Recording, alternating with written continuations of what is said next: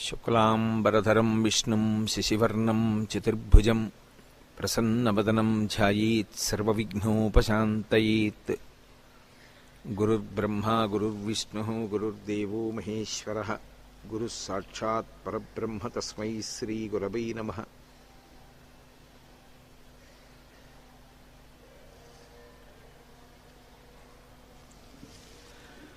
వ్యాసాయ విష్ణురూపాయ వ్యాసరూపాయ విష్ణవే నమో వై బ్రహ్మనిధయే వాసిష్ఠాయ నమో నమః.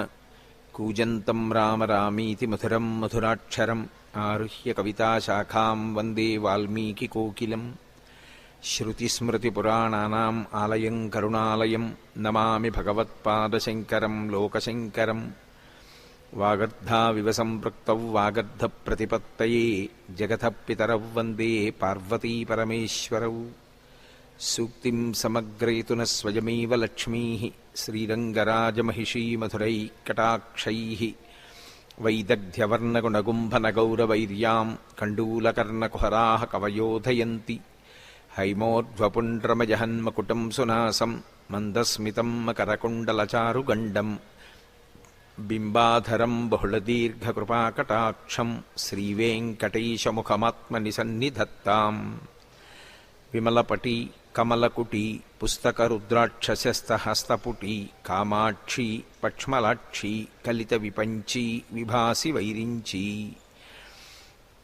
మనోజవం మరుతతుల్యవేగం జితేంద్రియం బుద్ధిమతాం వరిష్టం. వాతాత్మజం వానరయూథముఖ్యం శ్రీరామదూతం శిరసా నమామి. ఆపదామపహర్తారం దాతారం సర్వసంపదాం లోకాభిరామం శ్రీరామం భూయో భూయో నమామ్యహం. జయత్యతిబలో రామో లక్ష్మణశ్చ మహాబలః రాజాజైతి సుగ్రీవో రాఘవేణాభిపాలితః. దాసోహం కోసలేంద్రస్య రామస్యాక్లిష్టకర్మణః. హనుమాన్ శత్రుసైన్యానాం నిహంతా మారుతాత్మజః. న రావణసహస్రం మే యుద్ధే ప్రతిఫలం భవేత్. శిలాభిస్తు ప్రహరతః పాదపైశ్చ సహస్రశః. అర్దయిత్వా పురీం లంకాం అభివద్య చ మైథిలీం. సమృద్ధార్థో గమిష్యామి విశతాం సర్వరక్షసాం. ధర్మాత్మా సత్యసంధశ్చ రామో దశరథిర్యది. పౌరుషీ చ ప్రతిద్వంద్వశరైనం జహిరావిణం. హరి ఓం. పరమేశ్వర స్వరూపమైన సభకి నమస్కారం. ఆగమనంలో ఉద్ధాన పతనాలు జరుగుతాయి. ఎంత ఆశ్చర్యకరమైన సంఘటన జరిగిందంటే, రాక్షసులకి నాయకత్వం వహించినటువంటి బలిచక్రవర్తి యుద్ధంలో ఓడిపోయాడు. ఓడిపోయి బెంగ పెట్టుకోలేదు. వెళ్ళి శుక్రాచార్యుల వారి పాదాలు పట్టుకున్నాడు. గురువుగారు, మహానుభావ, మాకందరికీ కూడా అమృతోత్పాదనంలో భాగం ఇచ్చారు. కష్టపడ్డాం, కానీ అమృతాన్ని సేవించలేకపోయాం. సరే, కారణాలు ఎన్నో ఉన్నాయి, గత 4 రోజులుగా వింటున్నాం. కానీ అమృతం తాగనంత మాత్రం చేత ఇంకా మేము శాశ్వతంగా ఎప్పుడూ దేవతల కన్నా అధికులం కాకుండా ఉండిపోవలసిందేనా? లేకపోతే అమృతం తాగిన వారిని కూడా ఓడించగలిగిన శక్తి మాకు మీ పాదముల నుండి వస్తుందని మేము నమ్ముతున్నాం. అందుకని మీరు మమ్మల్ని ఆ స్థితికి తీసుకువెళ్ళాలి. నేను పరిపూర్ణమైన విశ్వాసంతో మీ పాదములు పట్టి ప్రార్థన చేస్తున్నాను అన్నాడు. ఇప్పుడు గురుశక్తి గొప్పదా, అమృతము గొప్పదా అంటే, శుక్రాచార్యుల వారు, ఇప్పుడు నేను నీతో ఒక యాగం చేయిస్తాను. దీన్ని విశ్వజిత్ యాగము అంటారు. యాగమునకు ఫలితం ఎవరివ్వాలండి? విష్ణువే ఇవ్వాలి. అమృతం ఎవరు తాగించారు? విష్ణువే తాగించారు. కాబట్టి ఇప్పుడు గురువు మాట నిజము ఎవరు తేల్చాలి? విష్ణువే తేల్చాలి. కాబట్టి ఇప్పుడు ఏమైంది? ఆ విశ్వజిత్ యాగం నడుస్తోంది. అది పరిపూర్ణం అయ్యేసరికి ఆ యాగగుండంలోంచి ఒక బంగారు రథము బయటికి వచ్చింది. దాని మీద ఒక బంగారు వస్త్రము కప్పబడి ఉంది. సింహము గుర్తుగా కలిగినటువంటి పతాకం ఒకటి ఎగురుతోంది. 2 అద్వితీయమైనటువంటి, ఎన్నడూ అందులో బాణములు అయిపోవడం అనేటటువంటి లేని అక్షయ బాణ తూణీరముల జంట ఒకటి వచ్చింది. ఒక గొప్ప ధనస్సు వచ్చింది. వీటిని స్వీకరించాడు శుక్రాచార్యుల వారి అనుమతి మేరకు బలిచక్రవర్తి. వీటిని తీసుకున్న తర్వాత ఈయన తాతగారు ప్రహ్లాదుడు, బలిచక్రవర్తి యొక్క తాతగారు ప్రహ్లాదుడు. ఎందుచేత అంటే ప్రహ్లాదుని యొక్క కుమారుడు విరోచనుడు, విరోచనుని యొక్క కుమారుడు బలిచక్రవర్తి. ఆయన వచ్చి ఒక స్వర్ణ పుష్పముల మాల బలిచక్రవర్తి మెడలో వేశారు. ఇప్పుడు ఆయన కోరిక ఏమిటి? అమృతం తాగిన వాళ్ళని ఓడించాలి శుక్రాచార్యుల వారి అనుగ్రహంతో. కాబట్టి ఇప్పుడు ఈ విశ్వజిత్ యాగం ఫలించింది. కాబట్టి వెంటనే ఈ మాల మెడలో వేసుకుని ఆ దివ్యమైన రథాన్ని ఎక్కి అమరావతి వైపుకి దండయాత్రకి వెళ్ళాడు. ఈ వార్త తెలుసుకున్నాడు ఇంద్రుడు. తెలుసుకుని ఇప్పుడు నేను యుద్ధం చెయ్యగలనా? అవతలవాడు గురువుల అనుగ్రహంతో వస్తున్నాడు. నాకున్న శక్తి ఏమిటి? అమృతం తాగి ఉన్నాను, దేవతలందరూ అమృతం తాగి ఉన్నారు, ఢీ కొట్టగలనా? అనుమానం వచ్చింది. విశ్వజిత్ యాగం చేయించట శుక్రాచార్యుడు. శుక్రాచార్యుడి శక్తిని తక్కువ అంచనా వేయడానికి వీల్లేదు. అందుకని ఎందుకైనా మంచిది, ఈ విషయంలో మనకి జవాబు చెప్పగలిగిన వారెవరు? మన గురువు గారే. అందుకని బృహస్పతి గారి దగ్గరికి వెడదామని చెప్పి దేవతలందరూ కలిసి బృహస్పతి దగ్గరికి వెళ్ళారు. గురువు అన్నవాడు ఎంత అరమరికలు లేకుండా వేరొక గురువు యొక్క శక్తి సామర్థ్యములను నిష్పక్షపాతంగా పొగిడిన వాడై మనస్సునందు ఆభిజాత్య దోషము లేనివాడై ఉంటాడో గమనించండి. బృహస్పతి దగ్గరికి వెడితే మహానుభావుడు ఆ దేవతలను ఉద్దేశించి ఆయన అన్నాడు, ఇవాళ బలిచక్రవర్తికి శుక్రాచార్యుల వారి అనుగ్రహం పరిపూర్ణంగా ఉంది. గురువులకి ప్రణిపాతం చేసి గురువులకి శరణాగతి చేసి గురువుల వలన ఇంత శక్తి పొంది వచ్చినటువంటి బలిచక్రవర్తిని ఢీకొనడం నీ చేత కాదు, నువ్వు చెయ్యలేవు. కాబట్టి మనం ఆయనని ఇప్పుడు ఓడించగలిగిన వారు సృష్టిలో నాకు తెలిసి ఇద్దరే. ఒకడు శివుడు, రెండు కేశవుడు. ఈ ఇద్దరే ఓడించాలి తప్ప ఇంకెవరు ఓడించలేరు. కాబట్టి మనం ఆయన్నే ప్రార్థన చేద్దామని శ్రీ మహావిష్ణువుని ప్రార్థన చేశారు. చేస్తే ఆయన ఒక చిత్రమైన మాట చెప్పారు. బృహస్పతి చెప్పినది యథార్థమే. ఏ గురువుల యొక్క అనుగ్రహంతో ఇవాళ బలిచక్రవర్తి ఈ స్థితిని పొందాడో ఇది బృహస్పతి చెప్పినటువంటి సత్యం. మళ్ళీ ఆ గురువుల అనుగ్రహానికే బలిచక్రవర్తి దూరం అవ్వాలి. అలా దూరం అయిన రోజున మీరు చిటికిన వేలుతో కొట్టగలరు. గురువుల అనుగ్రహం అంత స్థాయిలో బలిచక్రవర్తికి ఉండగా మీరు అమృతం తాగినా ఏమీ చేయలేరు. యుద్ధం చేయడం అనవసరం. కాబట్టి మీరు అమరావతిని విడిచిపెట్టి తలో దిక్కు వేషాలు మార్చుకుని పారిపోండి అన్నాడు. అమృతం రక్షించిందండి. దేని ముందు నిలబడలేకపోయింది అమృతం? గురువుల యొక్క అనుగ్రహం ముందు అమృతం నిలబడలేకపోయింది. కాబట్టి ఇప్పుడు ఎటు వెళ్ళిపోయారు దేవతలంటే తలో దిక్కు పట్టి వెళ్ళిపోయారు. వెళ్ళిపోతే బలిచక్రవర్తి అమరావతికి వచ్చి చూశాడు. ఒక్కరు లేరు ప్రతిఘటించడానికి. అసలు అలాంటి యుద్ధం ఉంటుందని ఊహించలేదు. ఎందుకని అంతకుముందు గొప్ప యుద్ధం జరిగింది. తీరా అమరావతికి వస్తే అసలు తనని ఎదిరించి పోరాడేటటువంటి ఒక్క యోధుడు అక్కడ లేడు. గొప్ప దివ్యమైనటువంటి అమరావతి పట్టణాన్ని చూశాడు. సునాయాసంగా తనదైపోయింది. ఇంద్రసింహాసనం మీదకి ఎక్కి కూర్చున్నాడు. ఇంక నుంచి యజ్ఞయాగాది క్రతువులు ఏవి చేసినా హవిస్సులు నాకివ్వండి అన్నాడు. ఇక్కడ నుంచి ప్రారంభమవుతుంది అహంకారం మళ్ళీ. కాబట్టి హవిస్సులు నాకే, ఇంద్రాదులకు లేవు. ఎందుకనంటే వారందరూ మారువేషాలలో అరణ్యములు పట్టి పారిపోయారు అన్నాడు. సరే, బలిచక్రవర్తి యొక్క వైభవము కొనసాగుతోంది. ఆయన దానధర్మాలకి పెట్టింది పేరు. అటువంటి బలిచక్రవర్తి రాజ్యం చేస్తున్నాడు, ముల్లోకములను పరిపాలన చేస్తున్నాడు. కానీ రావణాసురుడు చేసిన ఆగడముల వంటి ఆగడములు చేసిన వాడు కాడు బలిచక్రవర్తి, మహాభక్తుడు. ఇటువంటి సమయంలో ఒక చిత్రమైన సంఘటన జరిగింది. కశ్యప ప్రజాపతికి ఇద్దరు భార్యలు. నేను ఇతపూర్వం మీకు విజ్ఞాపన చేశాను.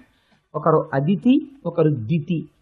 దితి అంటే ద్వైతాన్ని చూస్తుంది, అంటే ఎప్పుడు రెండు చూస్తుంది కాబట్టి దైత్యులు పుట్టారు. అదితి అంటే ఒక్కటే పదార్థాన్ని చూస్తుంది కాబట్టి దేవతలు పుట్టారు. అదితి కుమారులు ఇంద్రాదులు. ఈ ఇంద్రాదులు ఇవాళ రాజ్యాన్ని విడిచిపెట్టి అమరావతిని విడిచిపెట్టి ఎక్కడో అరణ్యాలలోకి వెళ్ళిపోయారు. ఆవిడ ఈ బాధ భరించలేకపోయింది. భరించలేక ఒకనాడు తన భర్త అయినటువంటి కశ్యప ప్రజాపతికి చెప్పింది. స్త్రీకి యథార్థంగా చాలా గొప్ప ధర్మం ఏమిటో తెలుసా అండి? కష్టం వచ్చినా సుఖం వచ్చినా ముందు తన భర్తకి చెప్పి భర్తతో మాట్లాడాలి. ఈ ధర్మం పాటించాలి. కాబట్టి అదితికి చాలా గొప్ప శాస్త్రం తెలుసు. ఆవిడ భగవదారాధనం చేయలేదు. ఆవిడ కశ్యప ప్రజాపతిని అడిగింది. చాలా దిగులు ముఖంతో ఉంటే కశ్యప ప్రజాపతి అడిగిన మాటలు చూస్తే ఆశ్చర్యకరంగా ఉంటాయి. మనకి భాగవతంలో ఆయన భార్యను అడిగారు, నువ్వు గృహస్థాశ్రమంలో ఉన్నావు కదా, ఇంటికి ఇల్లాలివి కదా, ఇవాళ నువ్వు ఎందుకు చిన్నబుచ్చుకుని ఉన్నావు? లక్ష్మీ స్వరూప అయిన ఇల్లాలు ఎప్పుడూ సంతోషంతో ఉండాలి కదా, అందున భర్తని చూసినప్పుడు ప్రసన్న ముఖంతో మాట్లాడాలి. ఇవాళ నువ్వు ఎందుకు ఉద్విగ్నతతో ఉన్నావు? ఇంటికి వచ్చిన అతిథులకి ఏమీ లేదని ఏమైనా చెప్పి పంపించడం అన్న సంఘటన ఏమైనా జరిగిందా? ఇంటికి అతిథి వచ్చినప్పుడు గృహస్థాశ్రమంలో ఉన్నవాడు ఒకవేళ ఆర్తితో వస్తే వాళ్ళకి పెట్టడం విషయంలో ఎంత జాగ్రత్తగా ఉండాలో చూడండి అని అడిగి, ఎందుకు చిన్నబుచ్చుకున్నావో చెప్పవలసింది. ఆవిడంది, మహానుభావానికి తెలియని విషయం ఏముంటుంది, దితి నాకు సవతి, నేను కూడా నీ భార్యని. నా పిల్లలైనటువంటి దేవేంద్రాదులను దితి యొక్క కుమారులైనటువంటి బలిచక్రవర్తి మొదలైన వాళ్ళు సింహాసన భ్రష్టులను చేసి అరణ్యములకు పారత్రులేరు. ఇవాళ యజ్ఞయాగాది క్రతువులు జరిగితే హవిస్సులో భాగం కూడా ఇంద్రుడికి లేదు. అంతటి ఇంద్రుడు రాజ్యభ్రష్టుడై వెళ్ళిపోతే వేరు. అమృతం తాగిన ఇంద్రుడు శుక్రాచార్యుల వారి వైభవం చేత, శుక్రాచార్యుల వారి అనుగ్రహం చేత ఇవాళ ఇంద్రుడు ఏ స్థితిలో ఉన్నాడు అంటే, ఎండకన్నెరుగని ఇంద్రుని ఇల్లాలు పలుపంచలను జాలిపడిన నేడు. అసలు ఎన్నడూ కష్టం అంటే ఏమిటో తెలియనటువంటి శచీదేవి, ఐశ్వర్యానికి మారుపేరైన శచీదేవి, కల్పవృక్షానికి పూసిన పువ్వులు తలలో పెట్టుకునే శచీదేవి ఎవరో ఒకళ్ళ ఇళ్లల్లో దాసీత్వం చేసుకుంటోంది. ఎండకందెరుగని ఇంద్రుని ఇల్లాలు పలుపంచలను జాలిపడెను నేడు, త్రిభువన సామ్రాజ్య విభవమ్ము కోల్పోయి దేవేంద్రుడు అడవుల తిరిగే నేడు, అమరులకు ఆధారమవు అమరావతి అసురుల కాటపట్టయ్య నేడు, యాగభాగమెల్ల అతడాహరించును కడకి దేవతలకొక్క కడియ నీడు, బలి జగములనెల్ల బలియుచునున్నాడు వాని అనప ఇంద్రునకు అసాధ్యంబు అగును. ఇవాళ ఇంద్రుడి యొక్క పరిస్థితి ఏమిటంటే, అరణ్యములు పట్టి పారిపోయాడు. ఇంద్రుని కుమారులైనటువంటి జయంతుడు మొదలైనటువంటి వారు శబరార్భకుల వెంట తిరిగేనేడు. ఎక్కడో అరణ్యంలో తిరిగేటటువంటి బోయజాతికి చెందినటువంటి పిల్లలతో కలిసి ఆడుకుంటున్నారు గుర్తుపట్టలేని విధంగా. అందుకని అమరులకు ఆధారమవు అమరావతి అసురుల కాటపట్టయ్యనేడు. అమరులందరూ కూడా ఉండవలసినటువంటి అమరావతి ఇవాళ రాక్షసులకి చీచిక్కింది. బలి జగములనెల్ల బలియుచునున్నాడు వాని గెలువరాదు వాసవనకు. ఇవాళ ఇంద్రుడు బలిచక్రవర్తిని గెలవలేకపోతున్నాడు. యాగభాగమెల్ల అతడు ఆహరించును కడకి దేవతలకొక్క కడియ నీడు. యాగభాగం అంతా బలిచక్రవర్తి తింటున్నాడు, ఇంద్రాదులకి ఒక పిడచ కూడా పెట్టట్లేదు. ఇలాంటి స్థితిలో మళ్ళీ నా కుమారులకు తిరిగి వైభవమును ప్రకాశింపచెయ్యి. వారు నీ పిల్లలే, వీరు నీ పిల్లలే, వారికి ఉండవలసిన రాజ్యం వారికి ఇప్పించు, వీరి రాజ్యం వీరిని పరిపాలించుకోమని పెద్దవాడివి కాబట్టి, తండ్రివి కాబట్టి నువ్వు చెప్పు అని. కశ్యప ప్రజాపతి అంటే ఎంతటి బ్రహ్మజ్ఞానం చూడండి. ఆయన నవ్వు నవ్వి అన్నారు, అదితి ఈ భార్యలేమిటి, కొడుకులేమిటి, రాజ్యాలేమిటి, సింహాసనాలేమిటి, గొడవలేమిటి, ఒకడినొకడు సింహాసనం నుంచి భ్రష్టుణ్ణి చేసుకోవడం ఏమిటి, నాకు ఇదంతా చాలా అయోమయంగా ఉంది. ఈ సంబంధాలకు శాశ్వతత్వం ఒక సత్యము ఉన్నాయని నువ్వు అనుకుంటున్నావా? నేను అలా అనుకోవట్లేదు. ఉన్నది బ్రహ్మం ఒక్కటే అని నేను అనుకుంటున్నాను. నువ్వు విష్ణుమాయనందు బాగా పడ్డావు అదితి అని. నీకందుకని ఇవాళ నీ బిడ్డలు దితి బిడ్డలు అని రెండుగా కనపడుతున్నారు. ఒకరికి ఐశ్వర్యం పోయింది, ఒకరికి ఐశ్వర్యం ఉంది అని బాధపడుతున్నావు. నేను ఒక్క మాట చెప్పనా, ఈ ప్రపంచంలో కష్టంలో ఉన్నవాణ్ణి రక్షించగలిగిన వాడు ఈశ్వరుడు ఒక్కడే తప్ప. నన్ను అడుగుతా ఏమిటి రక్షించమని? కాబట్టి నేను కాదు రక్షించవలసిన వాణ్ణి. నీకు నిజంగా రక్షణ పొందాలి, నీ కొడుకైనటువంటి దేవేంద్రుడు ఆ దేవతలు తిరిగి సింహాసనాన్ని పొందాలి అని నువ్వు అనుకుంటే, మహానుభావుడు ఆ సర్వేశ్వరుండు ఆ జనార్దనుని పూజింపుము. ఆ జనార్దనుణ్ణి పూజిస్తే ఆయన కానీ ప్రీతి చెందాడా? ఈశ్వరుడు కానీ అనుగ్రహించాడా? భగవంతుడు సులభుడై ప్రసన్నుడైతే అసలు సృష్టిలో జరగలేని కార్యక్రమం ఒకటి ఉన్నది అని నేను నమ్మడం. ఆ సర్వేశ్వరుడైనటువంటి శ్రీమన్నారాయణుణ్ణి సేవించు, ఆయన భక్త సులభుడు. ఆయన అనుగ్రహం పొందితే నువ్వు తిరిగి ఇంద్రాదులకు రాజ్య వైభవాన్ని పొందుతావు అని పయోభక్షణము అనబడేటటువంటి ఒక వ్రతాన్ని కల్పంతో ఉపదేశం చేశాడు. 12 రోజులు నువ్వు ఈ వ్రతం ఆచరించు. ఆ వ్రతం చాలా గమ్మత్తుగా ఉంటుంది. అది మనందరం చేసే వ్రతం కాదు. ముళ్ళ పంది లేదా అడవి పంది తన కోరతో పైకెత్తినటువంటి మట్టిని తీసుకుని ఒంటికి రాసుకుని స్నానం చేయాలి. ఏదో షష్ఠి పూర్తికి ప్రవహించే నదిలో స్నానం చేసి పీటల మీద కూర్చున్నట్టుగా ఉండాలి దానికి. అలా స్నానం చేసి చాలా జాగ్రత్తలు తీసుకుని 12 రోజులు నువ్వు ఆ కల్పాన్ని ఉపాసన చెయ్యగలిగితే, భగవంతుణ్ణి సేవించగలిగితే 12 రోజులలో నీకు శ్రీమన్నారాయణుని యొక్క అనుగ్రహం కలుగుతుంది. కాబట్టి ఆ భగవంతుడైనటువంటి శ్రీమన్నారాయణుని యొక్క అనుగ్రహాన్ని కోరి నువ్వు ఈ వ్రతాన్ని చెయ్యవలసింది అని ఉపదేశం చేశాడు. ఉపదేశం చెయ్యడం ఒకెత్తు, పొందిన తరువాత దాని యందు నిష్ఠతో నిలబడగలగడం ఒకెత్తు. ఈ రెండింటికి చాలా తేడా ఉంటుందండి. ఎందుకంటే వినడం ఒకెత్తు, విన్నదాన్ని అనుష్ఠానములోకి తెచ్చుకోవడం ఒకెత్తు. అందుకే ఆచార్యుడు అంటే ఎవరు అంటే కేవలం నోటి మాట చెప్పినవాడు కాడు, నోటితో తాను చెప్పిన మాటని ఆచరణ యందు చూపగలిగిన వాడు. అటువంటి వారెవరో వారిని ఆచార్య పురుషులు అని పిలుస్తారు. ఆచార్య పురుషులు అంటే మీరు వేరే రకంగా అర్థం చేసుకోకండి. ఆచార్యుడు అంటే శంకర భగవత్పాదాచార్య అంటాం. ఆచార్య అంటే తాను తెలుసుకున్న జ్ఞానమును ఆచరణ పర్యంతము తెచ్చుకున్నవాడు. అటువంటి మహానుభావుడు ఎవరు, ఆయన ఆచార్య పురుషుడు అని పిలుస్తారు. కాబట్టి భగవంతున్ అపరము, ఆయన్ని సేవించు, సేవిస్తే నీకు అనుగ్రహం కలుగుతుంది. భర్త మాటలని నమ్మింది ఆవిడ. నమ్మి 12 రోజులు ఈ వ్రతం చేసింది. తిరస్కరించలేదు. అదేటయా నువ్వేం చేయలేవా, ఎందుకు మరి అంత తపస్సు చేస్తావు అని అడగలేదు. తపస్సు చేస్తే 12 రోజుల పాటు కల్పోక్తంగా వ్రతం చేస్తే భగవానుడు శ్రీమన్నారాయణుడు ఎదురుగుండా ప్రత్యక్షమయ్యాడు. ఈత నిజంగా ఆవిడ ఎందుకోసం చేస్తోందండి, ఆయన కనబడితే వరాలు అడుగుదామని. చిత్రం ఏమిటంటే ఆయన పీతాంబరధరుడై శంఖచక్ర గదా పద్మములను పట్టుకుని మనం నోటితో చెప్పినట్టుండదు ఆయన స్వరూపం. నిజంగా ఆయన ఎదురుగుండా అలా కనపడితే ఏం జరుగుతుందో పోతన గారు ఒక్కొక్క చోట ఒక్కొక్క విన్యాసం చేస్తారు. ఇక్కడ ఏం చెప్పారో తెలుసా అండి, అసలు ఆవిడ ఎందుకు చేస్తోంది తపస్సు? ఎదురుగుండా కానీ శ్రీమన్నారాయణుడు కనపడితే అయ్యా మా అబ్బాయికి రాజ్యం ఇప్పించండి అని అడగాలని. ఆవిడ తీరా శ్రీమన్నారాయణుడు ఎదురుగుండా కనబడితే అదితి చేసిన పని ఏమిటో తెలుసా అండి, చూపుల శ్రీపతి రూపము నాపోవక త్రావి త్రావి హర్షోద్ధతయై వాపుచ్చి మందమధురాలాపంబుల పొగడన దితి లక్ష్మీనాథున్. పూజ అంటే అది, దానికి పూజ అని పేరు. పెద్ద కంఠమేసుకు చేసింది పూజ కాదు. పూజ చేస్తూ చేస్తూ ఉండగా మైమరిచిపోయి ఆ తరువాత విషయం ఏమిటో జ్ఞాపకానికి రాక, ఉపచారం గుర్తురాక మౌనంలోకి వెళ్ళిపోయి కళ్ళు మూతలు పడిపోయి కన్నులంబట నీరు కారుతుండగా గాద్గదికమైన కంఠంతో ఇక్కడ దర్శనంతో నిలబడిపోయిన స్థితి ఎక్కడుందో అక్కడ పూజ జరిగినది. కాబట్టి ఇప్పుడు ఆవిడ ఏం చేసింది, చూపుల శ్రీపతి రూపము నాపోవక త్రావి త్రావి.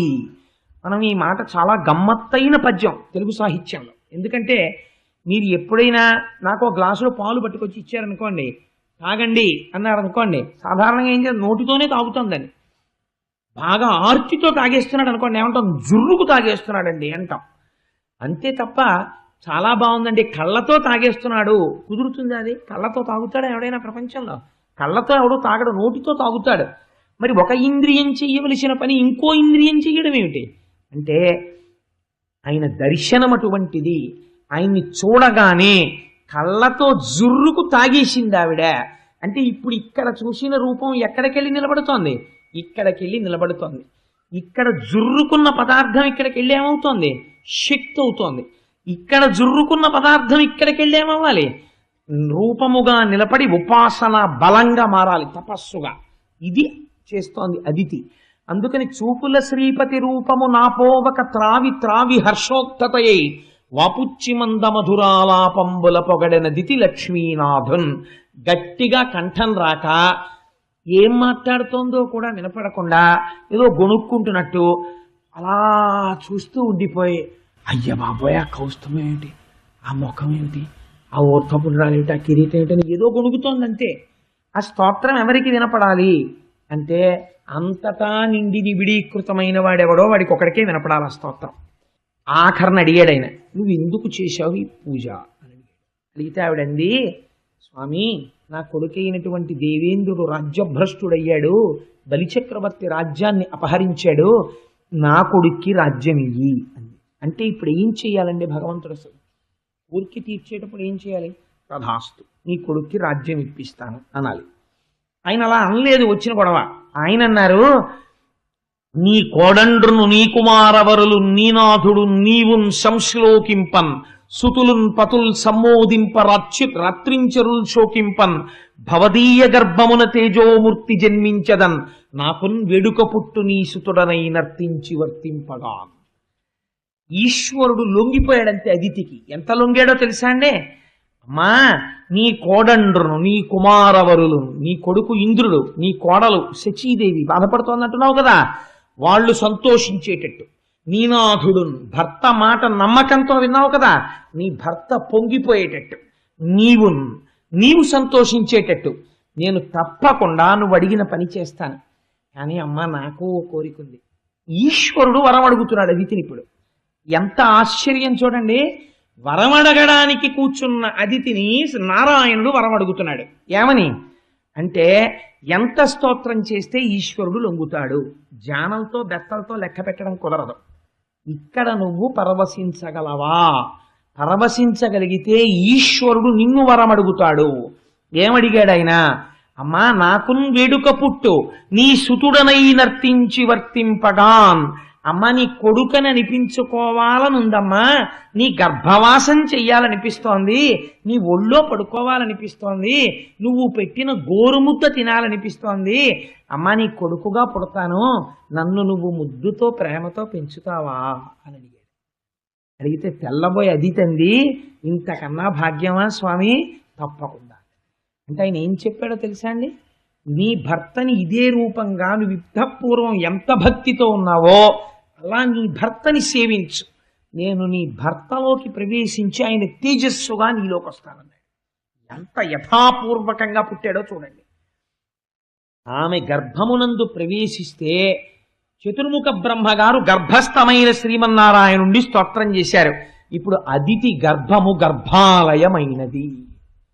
ఈ స్త్రీ జాతికి ఈ దేశంలో ఉన్న గొప్పతనం. గర్భాలయం అక్కడ ఉండడం కాదు, ఏమో అందుకే రుక్మిణీ కళ్యాణానికి ఎన్ని వేల మంది ఆడపిల్లలు వచ్చినా రుక్మిణీ కళ్యాణానికి ఒక గొప్ప ఉంది. ఏమిటో తెలుసా అండి? మీరేం చేయగలరు? ఆడపిల్లకి ఒక వరుణ్ణి చూడగలరు అంతే.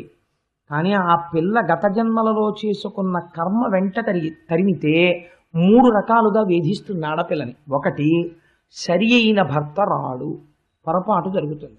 2, వివాహం నాటికి సరి అయిన వాడిగా ఉన్న భర్త దుర్మార్గుడు కావచ్చు తదనంతరము. 3, అకాలమునందు వైధవ్యమును పొందవచ్చు. ఈ 3 లలాటమునందు వ్రాయబడి ఉంటే తండ్రి గుర్తు పట్టలేడు, కూతుర్ని గట్టెక్కించలేడు. హరినాపి హరేనాపి బ్రహ్మణాపి సురైరపి లలాట లిఖితారేఖ పరిమాష్ట్రం నశక్యతే. దాన్ని ఎవ్వరూ మార్చలేరు. ఎవరు మార్చగలరు?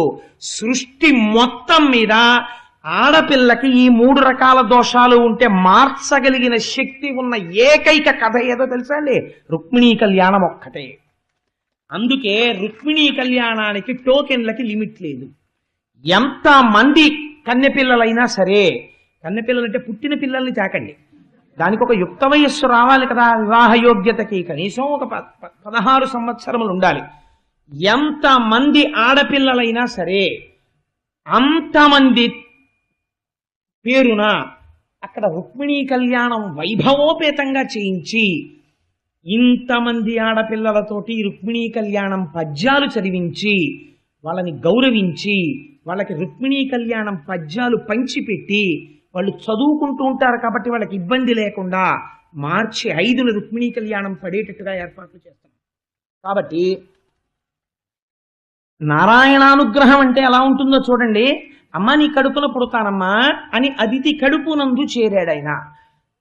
భాగవతంలో పోతన గారు అన్నారు, ఆవిడ చుట్టూ ఉన్న స్త్రీలు ఆవిడికి వేడుక చేశారట. ఎందుకని? గర్భము నిలబడినది కనుక.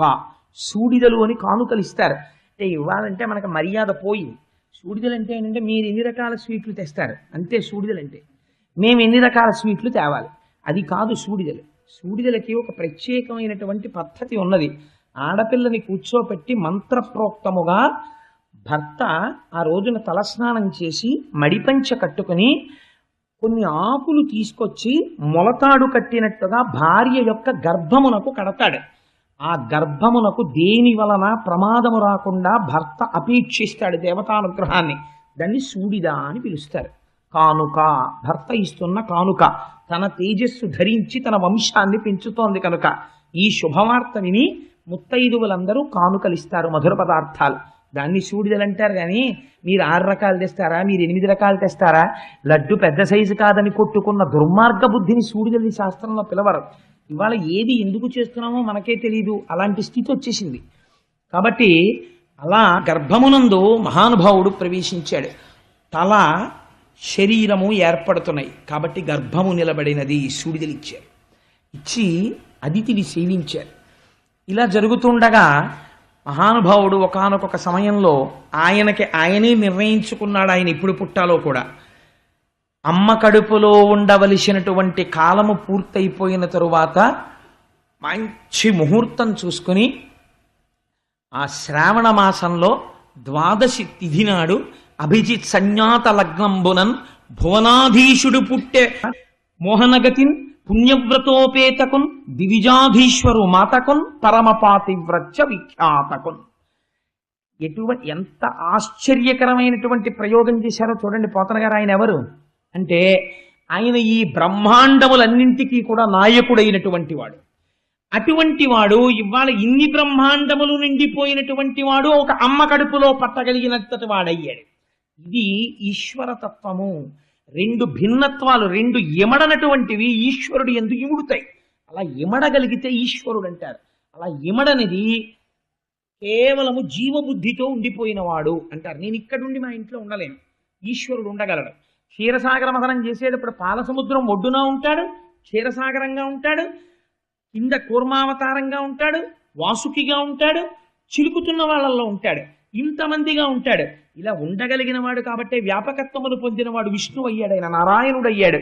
కాబట్టి ఇప్పుడు ఏం చేశాడు ఆయన అంటే శ్రావణ మాసంలో 12 తిథి నాడు మిట్ట మధ్యాహ్నం వేళ గ్రహ చంద్రాది భద్రస్థితిన్ శ్రావణ 12 నాడు శ్రోణనభిజిత్ సంజ్ఞాత లగ్నంబునన్ భువనాధీశుడు పుట్టెవామనగతిన్ పుణ్యవ్రతోపేతకున్ దివిజాధీశ్వరు మాతకున్ పరమ పాతివ్రత్య విఖ్యాతకున్.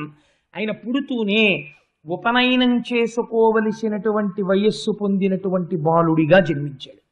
పుడుతూ శంఖచక్ర గదా పద్మములతో శ్రీమన్నారాయణుడిగా పుట్టాడు. అసలు ఉపనయనం చేసుకున్న వాళ్ళకి వామన కథ వినిపిస్తారు, అదో గమ్మత్తు.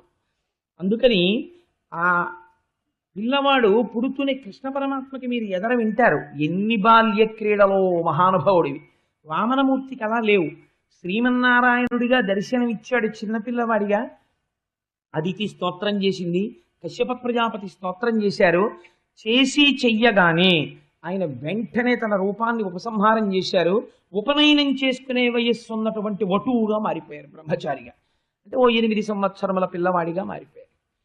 ఇంచుమించుగా మారిపోయేటప్పటికీ చిన్న పిల్లవాడు చక్కగా ఉపనయనం చేసుకునే వయస్సు వచ్చేసింది. కశ్యప ప్రజాపతిని ముందు పెట్టుకుని ఋషులందరూ వచ్చారు. ఆ ఉపనయనం వయస్సు వచ్చేటప్పటికి ఆ పిల్లవాడిని చూసుకుని పొంగిపోయిందిట అది.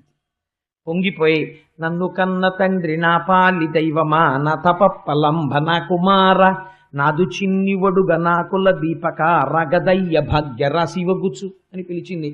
ఓ ఒడుగు చేసుకునే వయస్సు ఉన్నటువంటి వటువా రారా, ఎంత అదృష్టం రా నాన్న, నువ్వు బ్రహ్మచారి అవుతున్నావు, నిన్ను నేను ఇలా చూస్తున్నాను రా అని పొంగిపోయి అదితి ఆహ్వానం పలికిందిట. పలికితే కశ్యప ప్రజాపతి ఆయనకి కౌపీనం ఇచ్చారు, లేదా కశ్యప ప్రజాపతి ముంజగడ్డితో చేసినటువంటి మొలత్రాడుని ఇచ్చారు.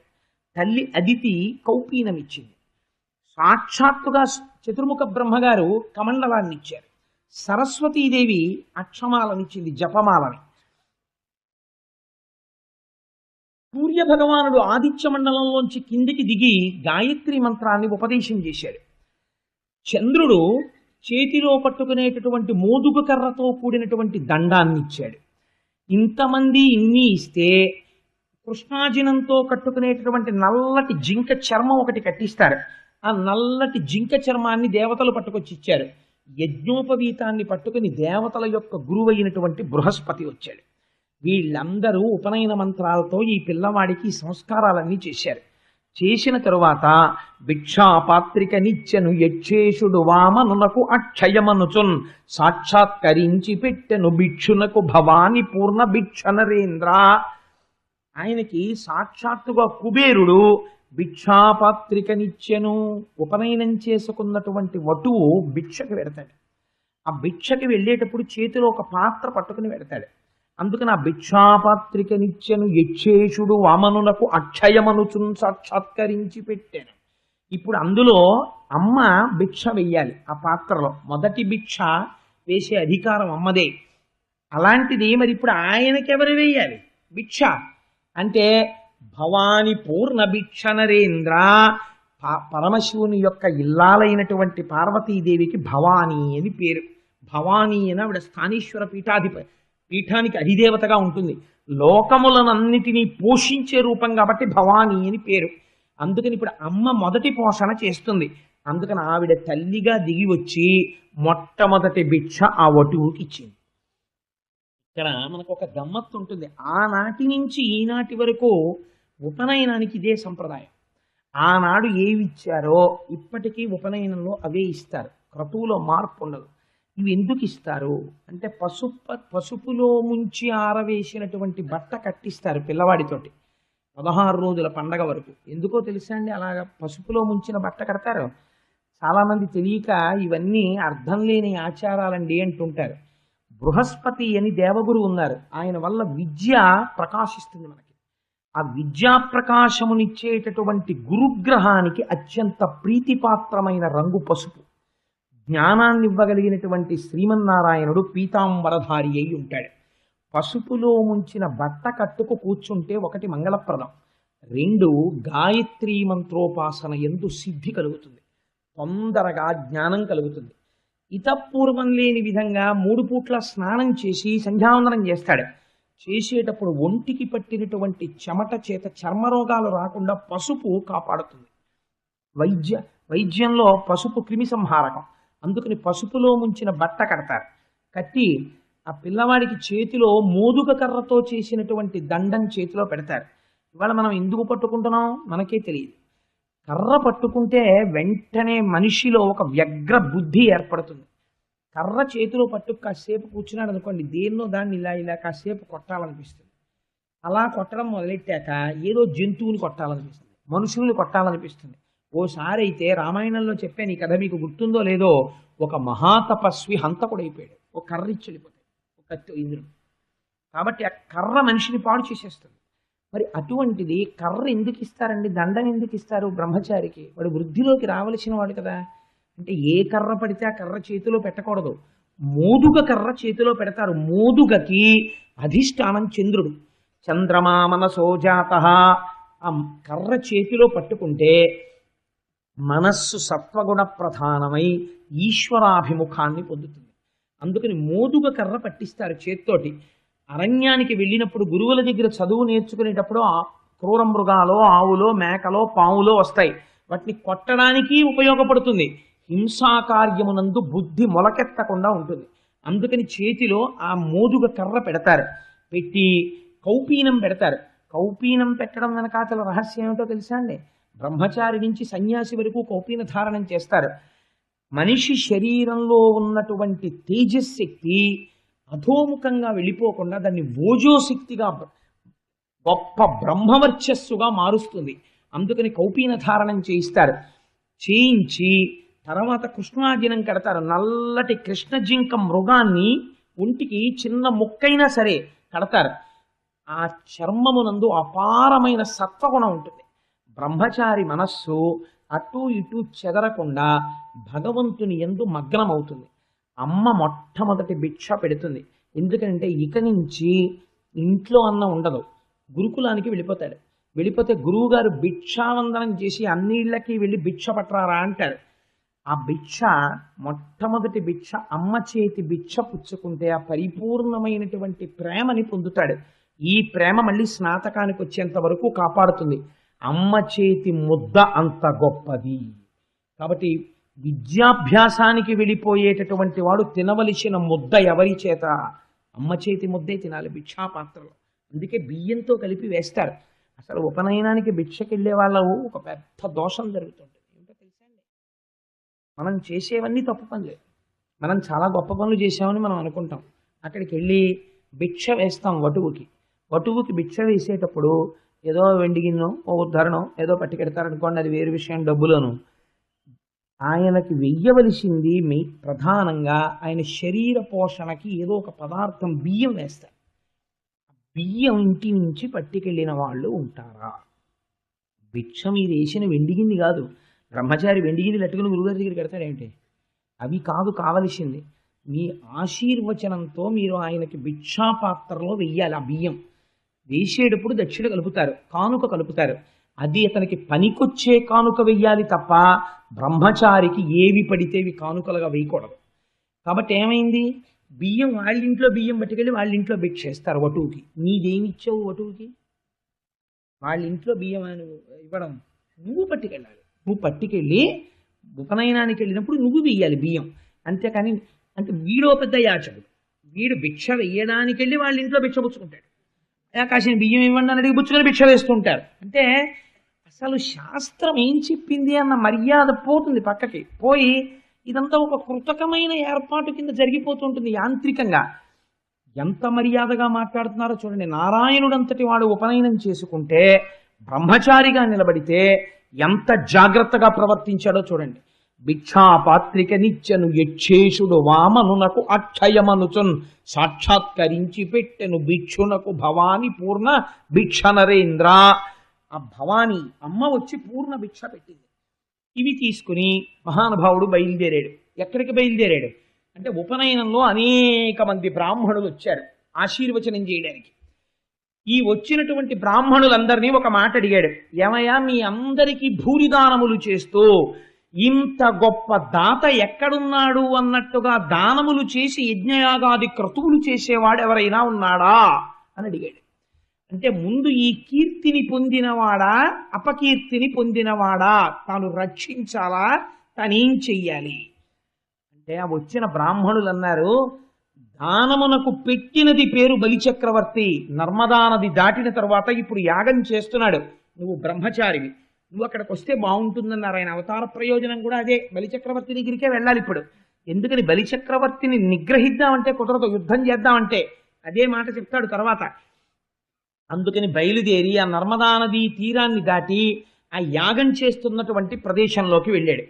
వెడితే దేవతలు నక్కి నక్కి నిలబడ్డారట. అక్కడ ఉన్నటువంటి మహర్షుల యొక్క ప్రాబల్యాన్ని చూసి అంతమంది మునులు వచ్చారు. అన్ని రథాలు నిలబడి ఉన్నాయి. ఎందరో ఎంతంత వేదం చదువుకున్న వాళ్ళు, మహానుభావుడు కృష్ణావధానులు గారు లాంటి వాళ్ళు అనేక మంది కూర్చుని వేదంలో పన్నాలు చెప్తున్నారు. చెప్తుంటే ఆ యాగశాలలోకి, ఆ యాగ ప్రదేశంలోకి వెళ్ళాడు.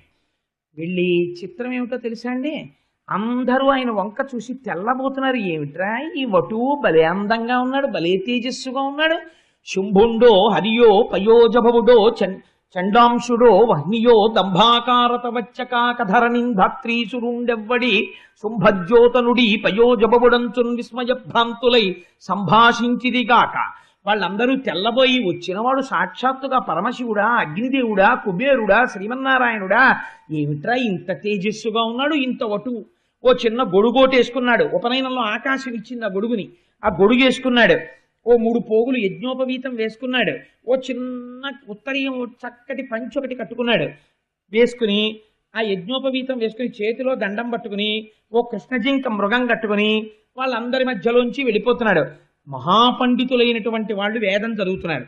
చదువుతుంటే వాళ్ళ దగ్గరికి వెళ్ళి ఈ మంత్రానికి అర్థం ఏమిటో అన్నాడు.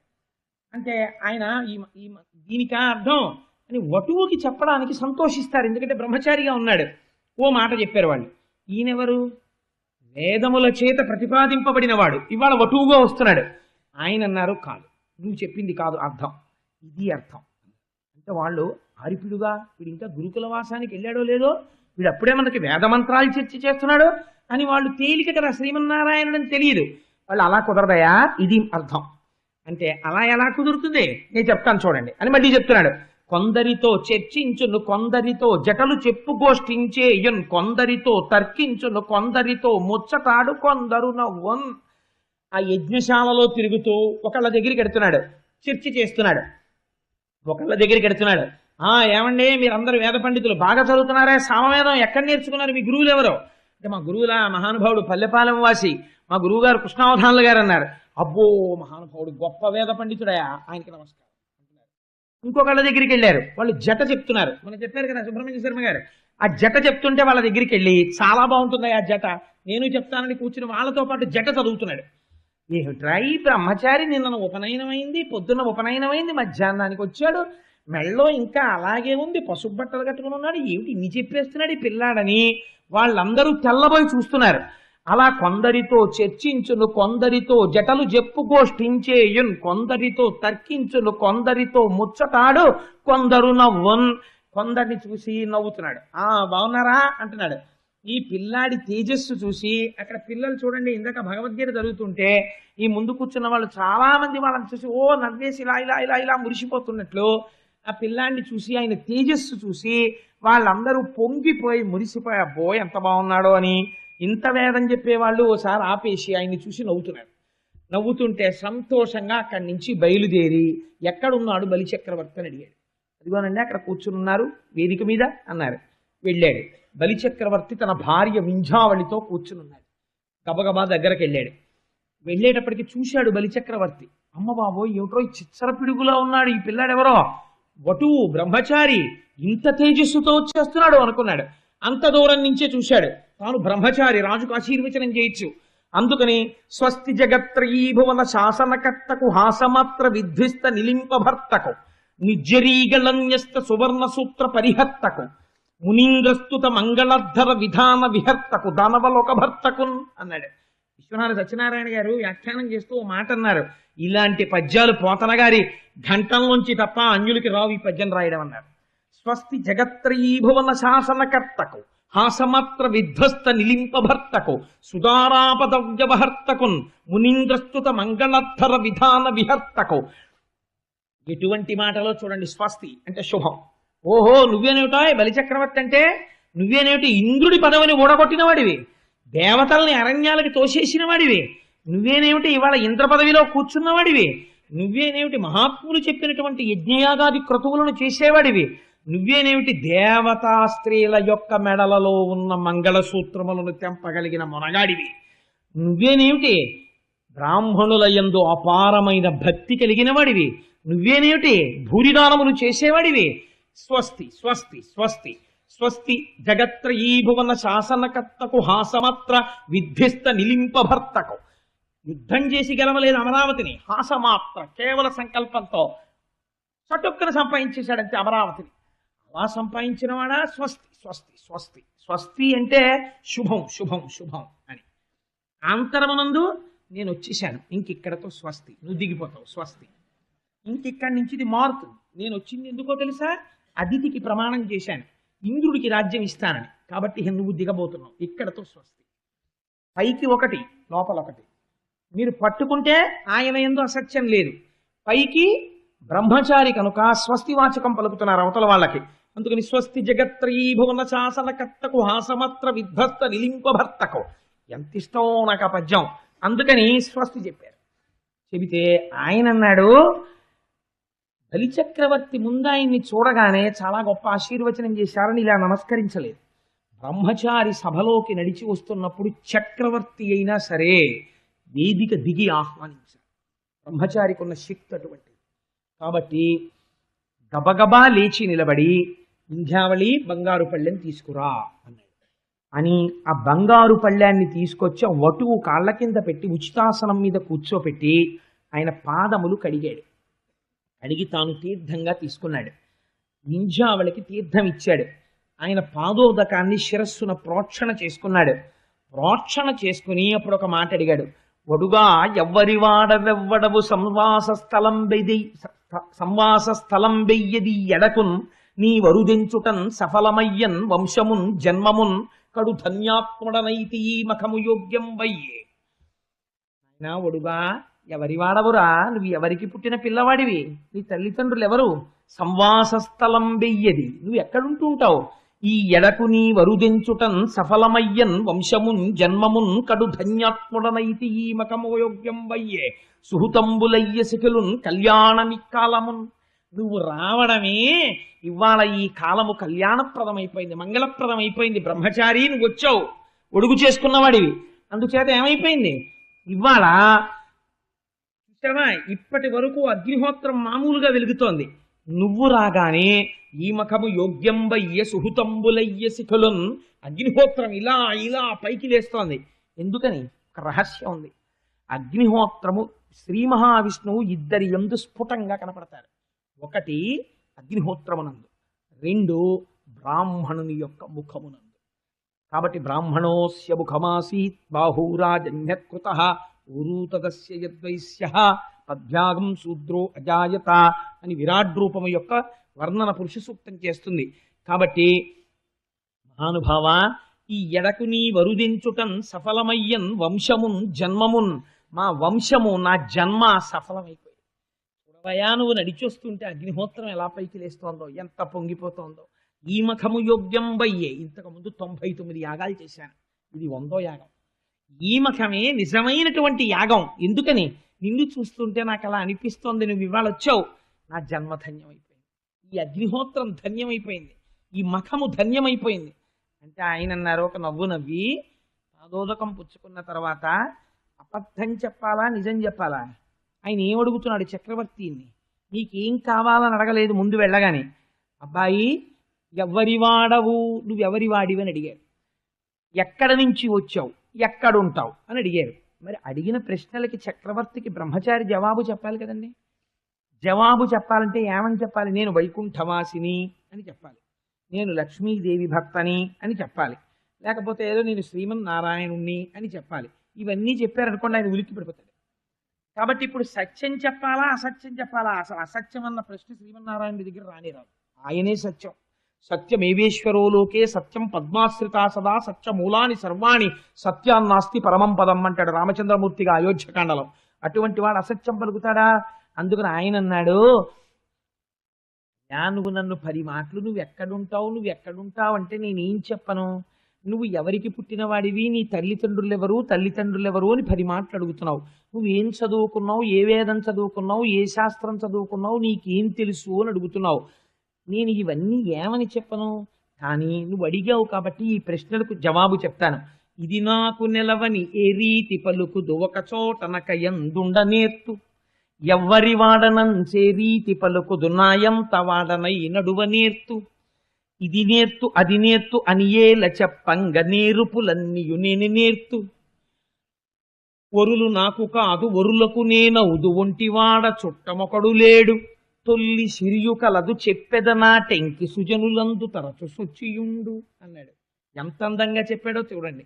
ఇది నాకు నెలవని ఏ రీతి పలుకుదు ఒక చోటనక ఎందుండ నేర్తు. ఇక్కడ ఉంటాను అని ఒక అడ్రస్ చెప్పడం కష్టమయ్యా చక్రవర్తి. ఒక చోట ఉంటాను అని అనలేను, అంతటా తిరుగుతూ ఉంటాను. బ్రహ్మచారి అలా తిరుగుతూ ఉంటాడు నిజంగానే. మరి ఎందుకంటే వేరే ఆవులు పట్టుకెళ్ళి కాసుకురారా అంటారు గురువుగారు. ఏ పర్టిక్యులర్ అరణ్యంలోకి వెళ్ళనండి అని అడగడు, ఇలా వెళ్ళి కాసుకురా ఇవ్వాలంటారు. ఆ ఆవులను అలా దొరికిపోతాడు ఆయన. అందుకని ఇవాళ ఒరే ఈ వాడకెళ్ళి భిక్ష పట్టరా అంటారు, అలా వెళ్ళిపోతాడు.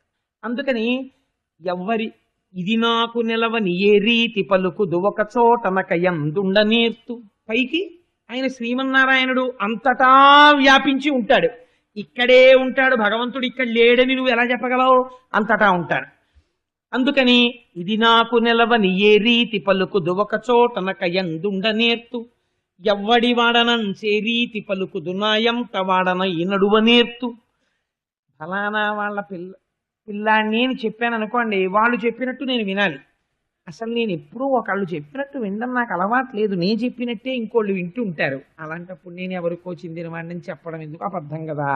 అందుకని నేను ఎలా తోస్తే, నాకేది తోస్తే అదే నేను చేస్తాను, కానీ ఒకళ్ళు చెప్పింది వినేటటువంటి అలవాటు లేనివాడిని. ఇది నేర్తు అది నేర్తు అని ఎలా చెప్పంగా నేర్పులన్నీయు నేను నేర్తు. ఇది చదువుకున్నాను ఇది వచ్చు, ఇది చదువుకోలేదు ఇది రాదు అని చెప్పడం ఎలా కుదురుతుందయా చక్రవర్తి? ప్రపంచంలో ఎన్ని చదువులున్నాయని నువ్వు అనుకుంటున్నావో అవన్నీ నాకు వచ్చేసని నువ్వు అనుకో, నాకు వచ్చు. పైగా ఇది నడుబడి అని ఎట్లువ కాణింతు పునిమొప్పోకల పోవనేర్తు. నేను ఇలాగే ప్రవర్తిస్తాను అని చెప్పడం కూడా కష్టమేనోయోయ్, కానీ 3 రకాలుగా మాత్రం ప్రవర్తిస్తుంటాను. సృష్టి స్థితి లయ చేస్తుంటాను ఒక్కడిని 3 రూపాలతో. అందుకని పూని ముప్పోకల పోవనేర్తు అని ఆయన అన్నాడు. నేను ఒరులు నాకు కారు ఒరులకు నేనవుదు, ఒంటివాడ చుట్టమొకడు లేడు. సాధారణంగా ఎవ్వరీ కూడా నాకు సహాయం చేసేవాళ్ళు ఉండరు, నేను మాత్రం అందరికీ సహాయం చేస్తుంటాను. ఒంటివాడ ఉన్నది ఒక్కటే పదార్థం, ఒక్కడనే ఉంటాను, అసలు రెండోది లేనే లేదు. ఒంటివాడ చుట్టమొకడు లేడు, నాకు చుట్టం అన్నవాడు ప్రపంచంలో ఎవడు లేడు. తొల్లి సిరియు కలదు. ఒకప్పుడు నాకు డబ్బు ఉండేది, ఎందుకని ఎవరికో పిల్లాడిగా ఉన్నప్పుడు డబ్బులు ఉండేవి, కానీ ఇప్పుడు ఎలా ఉన్నాడు? బ్రహ్మచారిగా ఉన్నాడు. బ్రహ్మచారి నాకు ఇది ఉంది అని చెప్పుకోవడం కుదరదు, మళ్ళీ స్నాతకం వరకు అర్థమే చూసుకోకూడదు బ్రహ్మచారి. మరి అలాంటప్పుడు ఎలా కుదురుతుంది? అందుకని తొల్లి సిరియు కలదు చెప్పెదనాట ఇంకి సుజనులందు తరచు సొచ్చియుండు. బ్రహ్మచారి ఎక్కడ మంచి మాట వినపడితే అక్కడ వినాలి. అందుకని సుజనులందు మంచి వాళ్ళ దగ్గర నా బుర్ర తిరుగుతూ ఉంటుంది. కాదు కాదు, ఎవరు నన్ను కోరుకుంటుంటారో అలాంటి వాళ్ళ దగ్గర నేను తిరుగుతుంటాను అని చెప్పాడా అంటే చెప్పాడు, చెప్పలేదా అంటే చెప్పలేదు. అంత అందంగా చెప్పాడు ఆ వటు.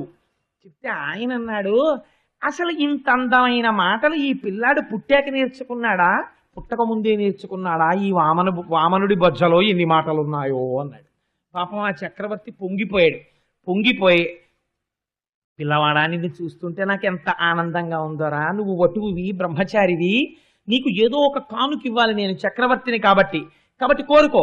వరచేలములో మాడలో ఫలములో వన్యంబులో గోవులో హరులో రత్నములో రథములో విమృష్టాన్నమో కన్యలో కరులో కాంచనమో నికేతనములో భూములో నీకేం కావాలి? ధరణీఖండమో కాకయేమడిగెదో ధత్రీ సురేంద్రోత్తమ. ఈ భూమి మీద పుట్టినటువంటి అద్భుతమైన బ్రహ్మచారి నీకేం కావాలడుగు. వరచేలములో మాడలో ఫలములో వన్యంబులో గోవులో హరులో రత్నములో రథములో విమృష్టాన్నమో కన్యలో కరులో కాంచనమో నికేతనములో వన్యంబులో భూములో ధరణీఖండమో నీకేం కావాలి? ధనం ఇమ్మంటావా, గోవులు ఇమ్మంటావా, కన్యలు ఇమ్మంటావా, రథాలు ఇమ్మంటావా, బంగారం ఇమ్మంటావా, వజ్రాలు ఇమ్మంటావా, భూమి ఇమ్మంటావా, రాజ్యంలో భాగం ఇమ్మంటావా, అరణ్యాలు ఇమ్మంటావా, లేకపోతే నీకు కావలసినటువంటి పరికరాలు ఇమ్మంటావా, చీరలు కావాలంటావా, పంచెలు కావాలంటావా, పట్టు వస్త్రాలు కావాలంటావా, ఆభరణాలు కావాలంటావా? నేను బలిచక్రవర్తిని, నేను ఏదైనా ఇవ్వగలిగిన సమర్థుణ్ణి, అడుగు నీకు ఇచ్చేస్తాను. ఆయన అన్నాడు నవ్వు నవ్వి, ఎంత గొప్ప మాట అన్నావోయ్ బలిచక్రవర్తి, నాకు ఏది కావాలంటే అది నువ్వు ఇస్తావా? ఎవరండి ఆయన? ఇవ్వగలిగిన శక్తిని ఇవ్వగలిగిన వాడు ఆయన, లక్ష్మీపతి. ఆయనకి ఈయన ఇస్తానంటున్నాడు. ఆయన అన్నాడు, వ్యాప్తిం పొందకవగవక ప్రాప్తంబగు లేశమైన 10,000 నుచున్ తృప్తించందని మనుజుడు సప్తద్వీపములనైన చక్కంబడునే. చక్రవర్తి, దొరికిన దానితో తృప్తి పడిన వాడు పొందినటువంటి ఆనందం దొరకని దాని కోసం పరిగెత్తేవాడు, అత్యాశతో పరిగెత్తేవాడికి ఉండదయా. అందుకని నేను అల్పమునకు సంతోషించేవాడిని. నిజమే కదండి? ఆయన్ని ఆనందంగా ప్రేమించి ఒక్క తులసి దళం ఆయన పాదం మీద వేస్తే చాలు. ఏకేన తులసి మాత్రదలేనాపి నరోత్తమ పూజయేద్ భక్తిభావేనా తంరక్షామితి మత్పణ అంటాడు వరాహపురాణంలో. ఒక్క తులసి దళం నా పాదాల మీద ఎవరేస్తున్నారో వాళ్ళ వెంట నేను పరిగెడుతున్నాను అంటాడు. కాబట్టి నాకు నువ్వివ్వగలిగినదేమిటి? నేను తృప్తి పొందేవాణ్ణి. అయినా కూడా నువ్వు అడిగావు కదా, ఏదో ఒకటి పుచ్చుకో అంటున్నావు కదా. ఒంటివాడ నాకు 1 అడుగుల మెరయిమ్ము నేను మెరయొల్ల. నువ్వు నాకు ఇవ్వవలసినటువంటిది అంటూ ప్రపంచంలో ఉంటే ఒక్కటే, ఏమిటో తెలుసా? ఒంటివాడ నాకు 1 అడుగుల మెరయిమ్ము నేను మెరయొల్ల.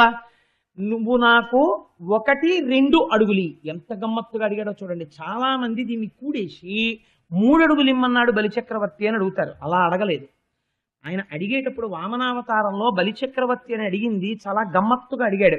రామాయణంలో కైక నవపంచచ వర్షాణి అని 9-5 చెయ్యాలి రాముడు అరణ్యవాసం అని అడిగినట్టు ఇక్కడ ఒంటివాడ నాకు 1 అడుగుల మెరయిమ్ము నేను మెరయొల్ల. నువ్వు కానీ నాకు ఇచ్చేసావా 3 అడుగులు, దాంతో ఏం చేస్తానో తెలుసా? 1-2 అడుగులు ఇస్తే దాంతో బ్రహ్మ కూకటి ముక్తెద ధన కుతుక సాంద్ర ధనవేంద్ర. నాకు ఈ 3 అడుగులు, 1 అడుగు 2 అడుగులు ఈ చూపిస్తాను. 2 అడుగులతో, 1 అడుగుతో ఊర్ధ్వలోకాలు కొలుస్తాను, 1 అడుగుతో అధోలోకాలు కొలుస్తాను. ఊర్ధ్వ అధోలోకములను కొలిచేసి 3వ అడుగు పెట్టడానికి నిన్ను మళ్ళీ చోటు అడుగుతాను. అందుకని 1-2 అడుగుల మెరయుమ్ము నేను మెరయు, నువ్వు కానీ నాకు 1-2 అడుగులు ఇచ్చాను అను, నేను బ్రహ్మానందాన్ని పొందేస్తాను, ఈ బ్రహ్మాండం అంతా నిండిపోతాను. అబద్ధం ఆయన చెప్పట్లేదు, ఆయన ఉన్న మాట చెప్తున్నారు.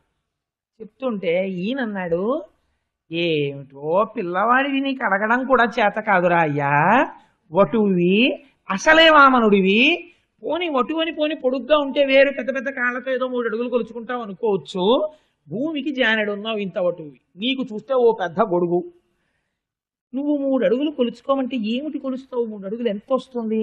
నేనా బ్రహ్మాండములన్నింటినీ జయించిన వాడిని, 3 అడుగులా నీకు ఇవ్వడం నిన్ను చూస్తే ముచ్చటేసేస్తోందిరా, ఇంకేమన్నా అడగరా? మరి చేలములో మాడలో ఫలములో వన్యంబులో గోవులో నేను ఇస్తానన్నాడు. ఆయన అన్నారు, అలా అడగకూడదయా బ్రహ్మచారి, గొడుగో జన్నిదమో కమండలయో ముంజియో నాకున్ దండమో, నేను బ్రహ్మచారిని, వడుగున్ నేనెక్కడ, కరుల్ కాంచనంబులెక్కడ. ఎంత గొప్పగా అంటారంటే ఆయన ఆశ్రమ ధర్మాన్ని పాటించాడు. గొడుగో జన్నిదమో కమండలయో నాకున్ ముంజియో దండమో వడుగేనెక్కడ, కరుల్ కామాక్షులశ్వంబులెక్కడ, నిత్యోచిత కర్మమెక్కడ, మదాకాంక్షితంబైన 3 అడుగుల్ మేరయ త్రోవకిచ్చుటది బ్రహ్మాండంబు నా పాలికి. ఇవన్నీ ఇస్తానంటావేమిటయా బలిచక్రవర్తి? అలా అడగకూడదు. ఏ ఆశ్రమంలో ఉన్నవాడు ఆశ్రమ నియమాన్నే పాటించి పుచ్చుకోవాలి తప్ప తాను ఉన్న ఆశ్రమానికి భిన్నమైన దాన్ని తాను పుచ్చుకోకూడదు. మోదుగ కర్ర పట్టుకున్నాడు బ్రహ్మచారిని గుర్తు, బూడుగ చెట్టు కర్ర పట్టుకున్నాడు గృహస్థని గుర్తు, వెదురు కర్ర పట్టుకున్నాడు సన్యాసిని గుర్తు. దండం పట్టుకునేటప్పుడు కూడా ధర్మం ఉంది. ఏది పడితే అది, ఎవరు పడితే వాళ్ళు పట్టుకోవడానికి వీల్లేదు. ఒక్కొక్కరు ఒక్కొక్కటే పట్టుకుంటారు. అందుకని నేను బ్రహ్మచారిని, బ్రహ్మచారినైన నన్ను పట్టుకుని మరి చేలములో మాడలో ఫలములో వన్యంబులో గోవులో ఇవన్నీ పుచ్చుకోమంటావేమిటయా? నేను పుచ్చుకోకూడదు. నేనేం పుచ్చుకోవచ్చో తెలుసా? బ్రహ్మచారికి ఇస్తే ఏమి ఇవ్వాలి?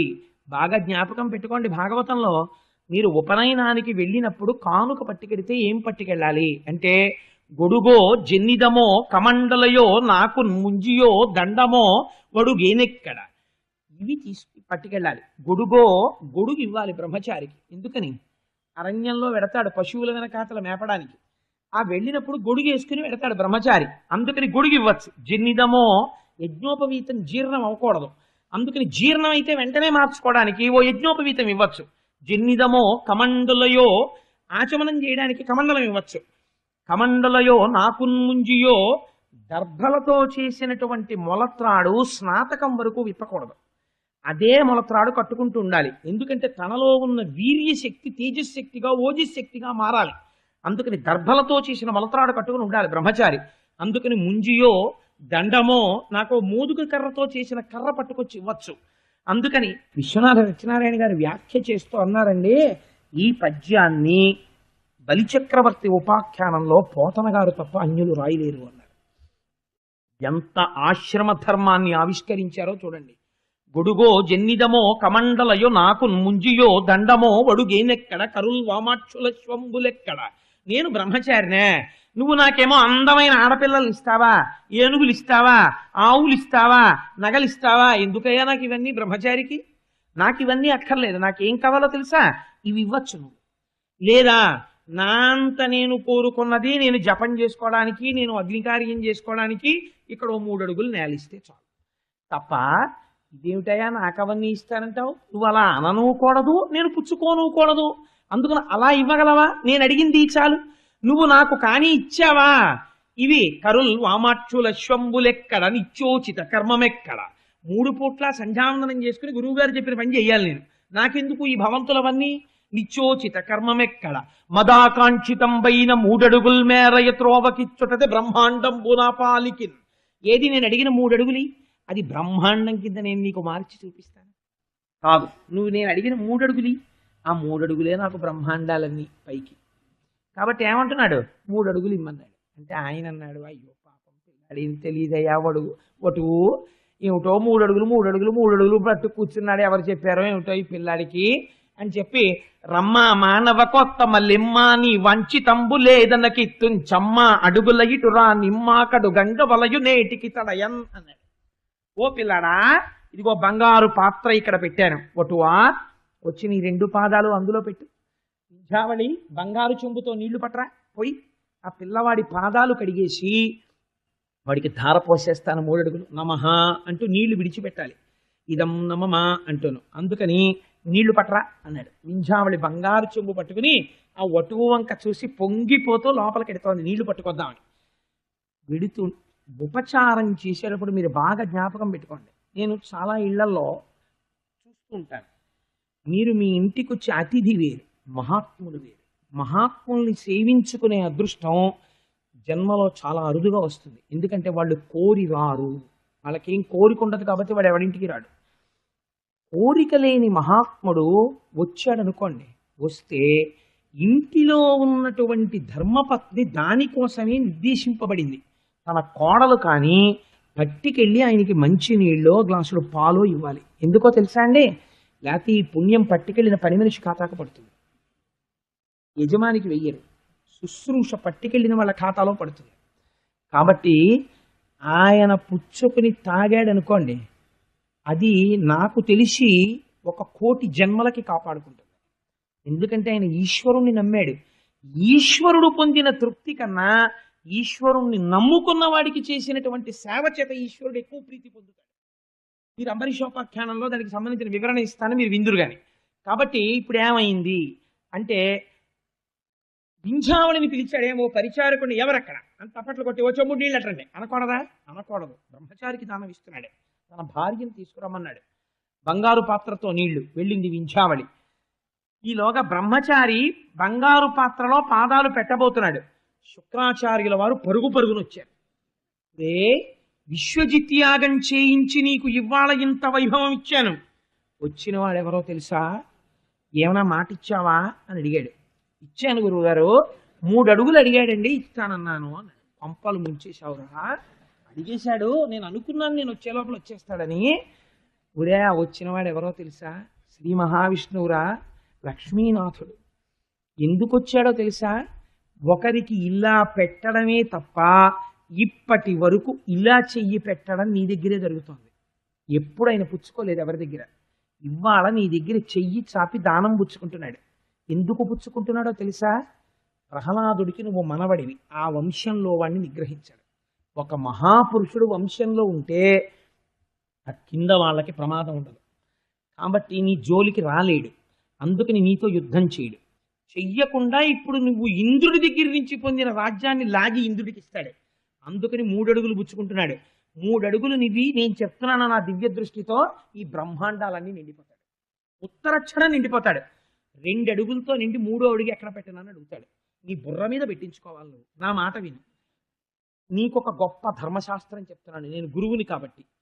తనకు మాలిన దానం గృహస్థు చెయ్యక్కర్లేదు. తను నశించిపోతాను ఈ దానం చేస్తే అని గృహస్థుకి అనిపిస్తే గృహస్థు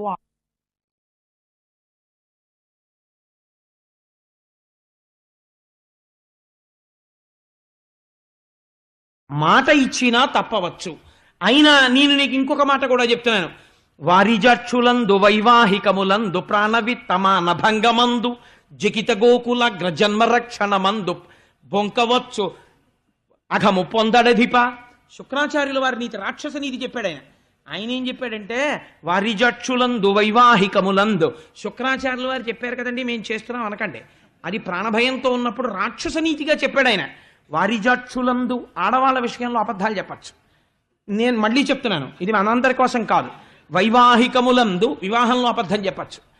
వారిజక్షులందు వైవాహికములందు ప్రాణ విత్త మాన భంగమందు, ప్రాణం పోయేటప్పుడు, డబ్బులు పోయేటప్పుడు, మానం పోయేటప్పుడు అబద్ధం చెప్పచ్చు. జకిత గోకుల అగ్రజన్మరక్షణమందు, గోవుల విషయంలో బ్రాహ్మణుల్ని రక్షించడం విషయంలో అబద్ధం చెప్పచ్చు. జికిత గోకుల అగ్రజన్మరక్షణమందు బొంకవచ్చు నఘము పొందడధిప, అబద్ధం చెప్పచ్చు, దానివల్ల పాపం రాదు. అందుకని ఇస్తాను అన్నాను అంటున్నావు కదా, మళ్ళీ ఓ మాట చెప్పు, నేను ఇవ్వను 3 అడుగులు అను. 3 అడుగులేంటి, 1 అడుగు కూడా ఇవ్వకు, ప్రమాదం. నేను ఇవ్వను అని చెప్పి లేచి లోపలికి వెళ్ళిపో, నేను చెప్తున్నాను. లేదా దరిద్రుడు అయిపోతావు. ఉత్తర క్షణంలో ఇలా చాపిన వాడు ఐశ్వర్యవంతుడవుతాడు, నువ్వు ఇలా పెట్టిన వాడివి దరిద్రుడి అయిపోయి నిలబడిపోతావు. ఆయన అలా చేసేయగలడు, ఒక్క క్షణంలో మార్చేస్తాడు, రాజుని తరాజుని చేస్తాడు. నమ్మకు, వెళ్ళిపో అన్నాడు. అంటే ఈయనన్నాడు, ఆయన వంక చూసి, ఎంత మాట అన్నారండి, లక్ష్మీనాథుడైన వాడొచ్చి నా దగ్గర చెయ్యి చాపాడని మీరే చెప్తున్నారు. ఆదిన్ శ్రీసతి కొప్పుపై తనువుపై అంశోత్తరీయంబుపై పాదాబ్జంబులపై కపోలతటిపై పాలిండ్లపై నూత్న మర్యాదంచెందుకరంబు క్రిందగుట ఆపైనాకరంబుంటమేల్ కాదే రజ్జము గిజ్జమున్ సతతమే కాయంబు నాపాయమే అన్నాడు. ఓన్లేవయా జన్మలు ఎన్ని జన్మలు ఎత్తాను, ఎవడికైనా దక్కిందా ఈ భాగ్యం? ఆ చేయి ఎటువంటి చేయి? లక్ష్మీదేవి అపాంగై, ఇలా చూస్తే చాలంటారు అందరూ. ఈ చెయ్యి ఎక్కడ పడుతోంది? శ్రీమన్నారాయణుడిది. ఆదిన్ శ్రీసతి కొప్పుపై, అమ్మవారి కొప్పట్టుకుని పువ్వులు బాగా పెట్టుకున్నావు లక్ష్మి అని ఇలా అంటాడు. ఆదిన్ శ్రీసతి కొప్పుపై తనువుపై, ఆవిడ శరీరాన్ని నిమురుతుంది.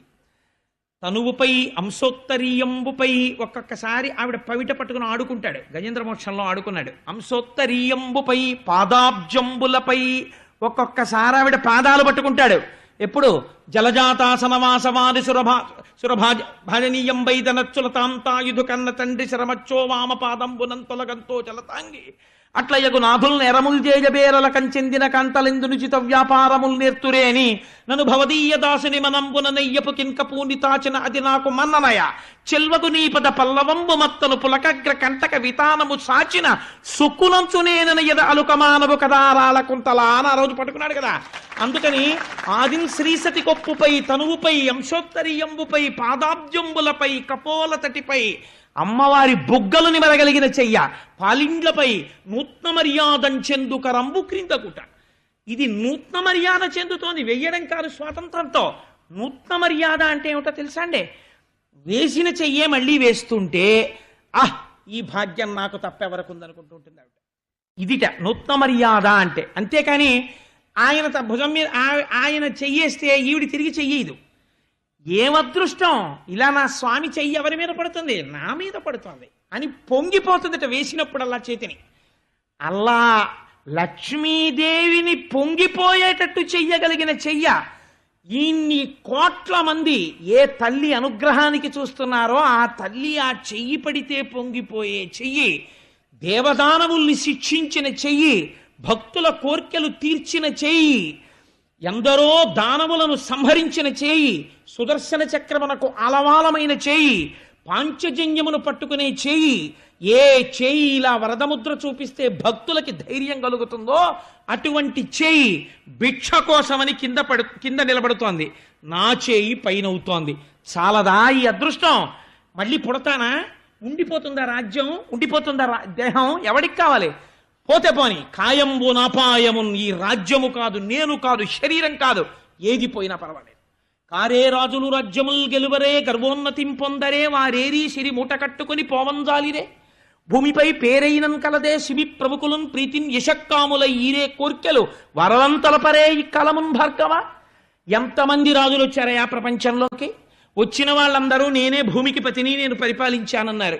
ఏరి వారేరి సిరి మూట కట్టుకుని పోవంజాలిరే, ఒక్కడు నాది నాదని ఇంత సంపాదించానన్నాడు. నయా పైసా పట్టికెళ్ళిన వాడు భూమి మీద లేడు. అందుకే అలెగ్జాండర్ ది గ్రేట్ వెళ్ళిపోయేటప్పుడు ఒక మాట చెప్పాడు. ఒరే, కాఫిన్ అంటారు వాళ్ళు, శవపేటికలో పెట్టి భూస్థాపితం చేస్తారు. నా శవపేటికకి 2 కన్నాలు పెట్టి 2 చేతులు బయట పెట్టండి.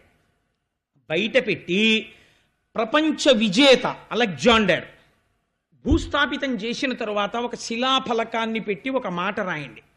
Alexander the great came in to this world with empty hands, became the world conqueror for some time and left this world with empty hands అని రాయండి. ఖాళీ చేతులతో అలెగ్జాండర్ ఈ ప్రపంచంలోకి వచ్చి కొంతకాలము విశ్వమును పరిపాలించిన వాడని తైతక్కలాడి ఖాళీ చేతులతో వెళ్ళిపోయినాడు అని రాయండి. చూసిన వాళ్ళకు బుద్ధి వస్తుందిరా, నా జీవితం పాడైంది. కాబట్టి ఇది పోతన గారు చెప్పారు. ఎప్పుడు చెప్పారో చూడండి. కారే రాజులు రాజ్యముల్ గెలువరే గర్వోన్నతిం పొందరే వారేరి సిరి మూట కట్టుకొని పోవంజాలిరే భూమిపై పేరైనం కలదే శిబి ప్రముఖులన్ ప్రీతిన్ యశక్కాముల ఈరే కోర్కెలు వరలం తలపరే ఇక్కాలమున్ భార్గవ. కీర్తిని ఆశించి ఆనాడు శిబి మొదలైనటువంటి మహాపురుషులు అద్భుతమైనటువంటి దానాలు చేశారు. వాళ్ళు నిలబడిపోయారయా యశోశరీరులై. తప్ప ఇవన్నీ మూట కట్టుకుని నేను దాచుకుంటే ఈ రాజ్యం ఉండిపోతుందా, ఈ శరీరం ఉండిపోతుందా, ఇంకొకటి ఉండిపోతుందా? బ్రతుకు వచ్చుగాక బహువిధంబులనైన వచ్చుగాక లేమి వచ్చుగాక జీవధనములైన చెడుగాక పడుగాక మాట మీరలేడు మానధనుడు. బ్రతుకు వచ్చుగాక బహువిధంబులనైన, ఒకవేళ నాకు రాజ్యం తీసేస్తాడు నేను దరిద్రుణ్ణి అయిపోతానంటున్నావు కదా, నా స్వామి చేతికి నా రాజ్యమంతా ఇచ్చిన వాణ్ణి నేను అనిపించుకొని నేను భిక్షువునై తిరుగుతాను, నాకు బెంగలేదు. బ్రతకవచ్చు కాక బహువిధంబులనైన వచ్చుగాక లేమి వచ్చుగాక, నాకు దరిద్రం రావచ్చు, జీవధనములైన చెడుగాక పడుగాక, నా జీవితం పోవచ్చు, నా ధనం పోవచ్చు, మాట మీరలేడు మానధనుడు. మాట పోయిన తర్వాత ఆ మనిషి బ్రతికినా ఒకటే, వెళ్ళిపోయినా ఒకటే. భూదేవి జనసంఖ్యని చూసి భయపడదు. మాట తప్పే వాళ్ళ బరువు నేను మొయ్యలేనని ప్రార్థన చేస్తుందయా, నేను అటువంటి జాబితాలో చేరను, నేను దానం చేసేస్తానన్నాడు. శుక్రాచార్యుడు అన్నాడు, అమృతం తాగిన వాళ్ళని ఓడిపోయేటట్టుగా చేశాను నా తపశ్శక్తితో. ఇవాళ నువ్వు మళ్ళీ గురువు మాట కాదన్నావు, కాబట్టి ఇప్పుడు నీకు శపిస్తున్నాను. ఉత్తర క్షణము నువ్వు రాజ్యభ్రష్టుడవగుదువుగాక అని శపించాడు. ఇదే బృహస్పతి చెప్పాడు. మళ్ళీ గురువు యొక్క అనుగ్రహం పోవాలి బలిచక్రవర్తికి, పోతే ఆనాడు రాజ్యం పోతుందయ్యా అన్నాడు. వెంటనే స్వామిని అందులో పాదములు పెట్టమన్నాడు. పెట్టమంటే పోతన గారు అంటారు, ఏమి దర్శనం చేశారండి. బలిదైత్యేంద్రకరద్వయీకృత జల ప్రక్షాళన వ్యాప్తికి జలజాతక్షుడు సాచయోగి సుమన సంప్రద్ధిత శ్రీదమున్ కలితానమ్ర రమా లలాట పదవీ కస్తూరికాషాదమున్ నళినామోదము రత్ననూపురము నానావేదమున్ పాదమున్. వచ్చి పళ్ళెంలో కాళ్ళు పెడదామని కుడికాలు ఇలా పైకెత్తేట, కుడిపాదాన్ని ఎత్తేసరికి బలిచక్రవర్తి కింద కూర్చుని చూస్తున్నాడు ఆ పాదం వంక. ఆ పాదం రేఖా మజధ్వజ చుధాక లశాత పత్ర వజ్రంకుశాంబుర్హకల్పక శంఖ చక్రై భవ్యైరలంకృత తలౌ పరతత్త చిహ్నై శ్రీవేంకటేశ చరణౌ శరణం ప్రపత్యే. ఆ పాదము యొక్క కింద ధ్వజరేఖ, అమృతపాత్ర, నాగలి ఇలాంటి దివ్యమైనటువంటి చిహ్నములు కనపడ్డాయి.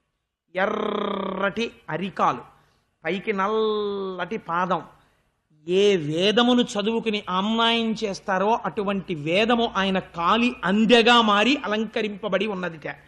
బ్రహ్మచారిగా ఉన్న నిద్ర లేవగానే శ్రీ మహావిష్ణువు యొక్క పాదముల దగ్గర వంగి లక్ష్మీదేవి నమస్కరించడంలో లక్ష్మీదేవి నొసట ఉన్నటువంటి కస్తూరి తిలకం ఆయన పాదము మీద ముద్రపడి ఉందిట. అటువంటి పాదాన్ని దగ్గర నుంచి బలిచక్రవర్తి చూశాట. బలిదైత్యేంద్రకరద్వయీకృత జల ప్రక్షాళన వ్యాప్తికిన్ జలజాతక్షుడు సాచి సుమన యోగి సుమన సంప్రద్ధిత శ్రీదమున్.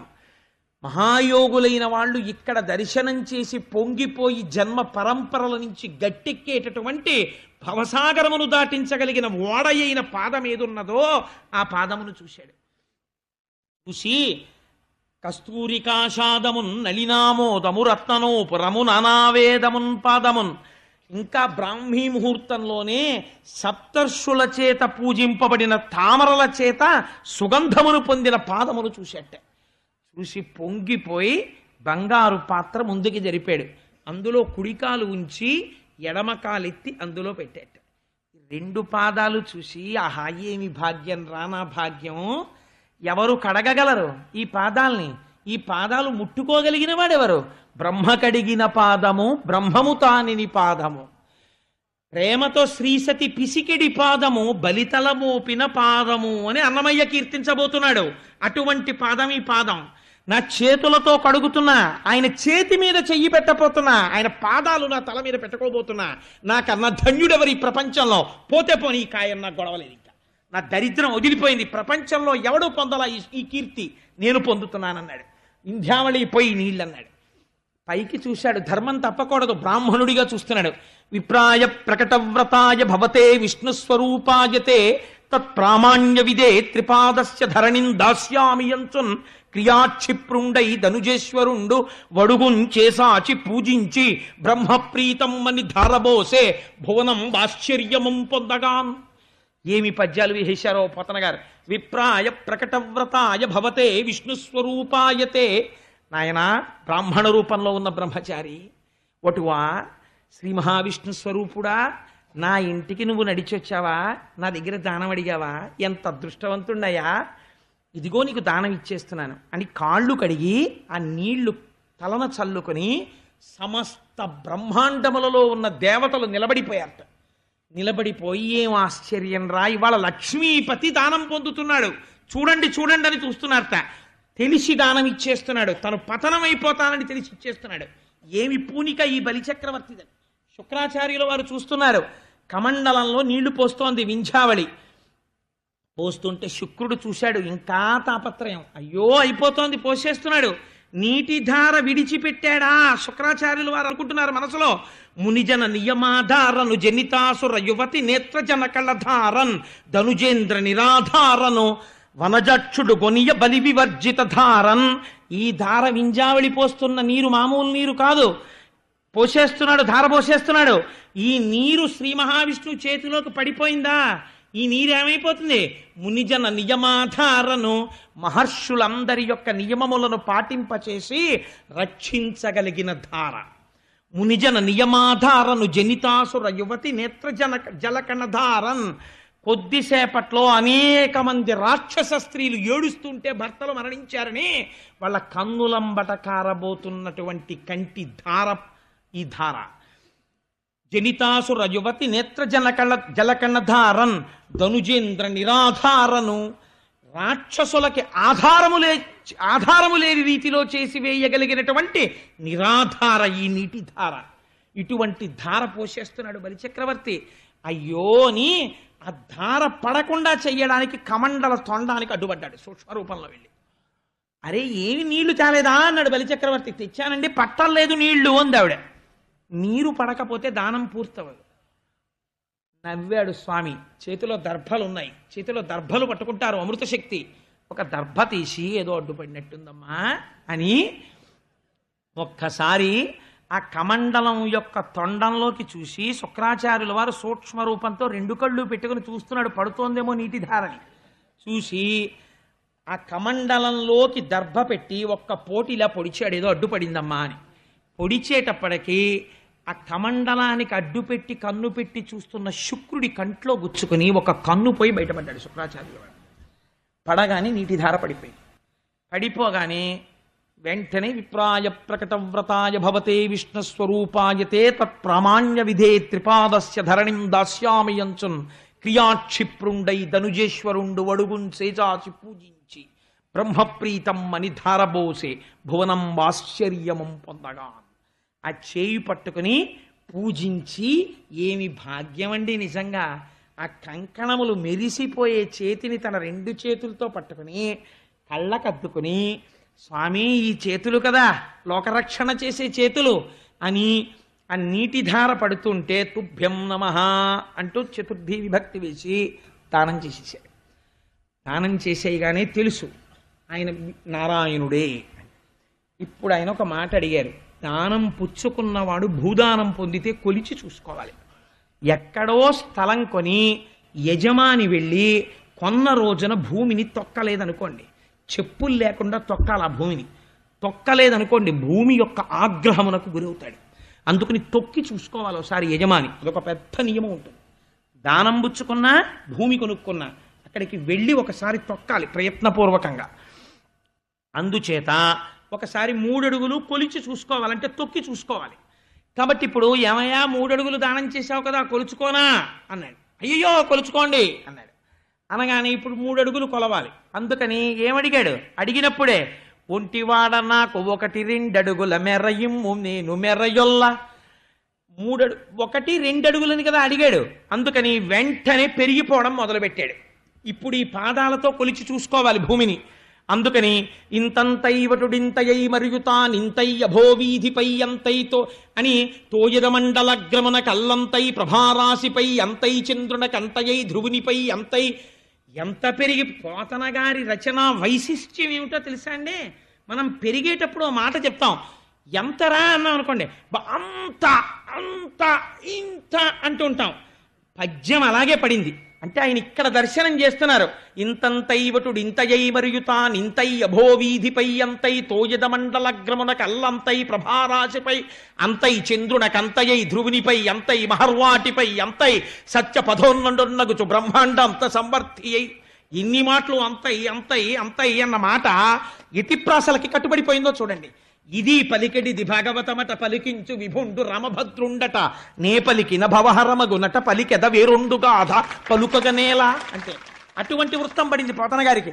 అందుకని ఇంతంతై వటుడింతయై మరియు తానింతై అభోవీధిపై అంతై తోజద మండలగ్రమున కల్లంతై ప్రభారాశిపై అంతై పెరిగిపోతుంటే ఇంతగా వచ్చిన పొట్టి వామనుడు అలా అలా ఇంతై ఇంతై ఇంతై పెరుగుతున్నాడు. సత్యలోకానికి వెళ్ళాడు, సత్యలోకం దాటిపోయాడు, ఇంకా పైకి వెళ్ళిపోయాడు. ఆ పైన ఉండేటటువంటి సూర్యమండలాన్ని దాటిపోయాడు, ధ్రువమండలాన్ని దాటిపోయాడు, ఆ పైన ఉన్న మహర్లోకం దాటిపోయాడు, ఊర్ధ్వలోకాలు దాటిపోయాడు. సహస్రశీర్ష పురుష సహస్రాక్ష సహస్రపాత్ స భూమిం విశ్వతో వృత్వా అత్యతిష్ట దశాంగుళం. ఈ బ్రహ్మాండాలు ఎంతవరకు ఉన్నాయో అంతకన్నా 10 అంగుళాలు పైకి పెరిగిపోయాడు. ఇలా ఎక్కడ వేలు పెడితే సూది మోపడానికి వీలు లేనంతగా దేవతలలో, పితృదేవతలలో, పక్షులలో, ధర్మములో, అధర్మములో, మృత్యువులో, లోకములలో, నీటిలో, భూమిలో, అగ్నిలో నిలబడిపోయాడు. నిలబడిపోతే ఎలా ఉందా స్వరూపం? పట్టు పీతాంబరం కట్టుకుని, కౌమోదికి గద పట్టుకుని, శార్ంగం అనేటటువంటి ఆ ధనస్సు చేతిలో పట్టుకుని, ఒక చేతిలో కమలం పట్టుకుని, ఒక చేతిలో సుదర్శన చక్రం పట్టుకుని, ఆయన తొడలలో పక్షులు కనపడుతున్నాయి. సమస్త పక్షులు ఇందులో కనపడుతుండగా, నాభియందు సముద్రం కనపడుతుండగా, హృదయమునందు ధర్మము కనపడుతుండగా, వీపునందు అధర్మము కనపడుతుండగా, ముఖమునందు బ్రాహ్మణలోకము కనపడుతుండగా, మొత్తం ఈ లోకములలో ఉన్నటువంటి సమస్తమునందు తాను నిండి నిబిడీకృతమైపోయాడు. అలా దాటి వెళ్ళిపోతుంటే ఆ పాదం, ఒక పాదం పెట్టి కొలిచేస్తున్నాడు. ఇలాగా కొలిచి వ్యాపకత్వంతో ఆక్రమిస్తున్నాడు. పెద్ద హడావిడి పుట్టింది లోకాలన్నింటిలో. విష్ణుపాదం వస్తోంది పైకి కొలవడానికని. వచ్చేస్తుంటే చతుర్ముఖ బ్రహ్మగారు తపస్సమాధిలో ఉన్నాడు. ఏమిట్రా ఈ అల్లరి అని గభాలను పైకి వచ్చాడు. ఏమైందిరా అన్నాడు.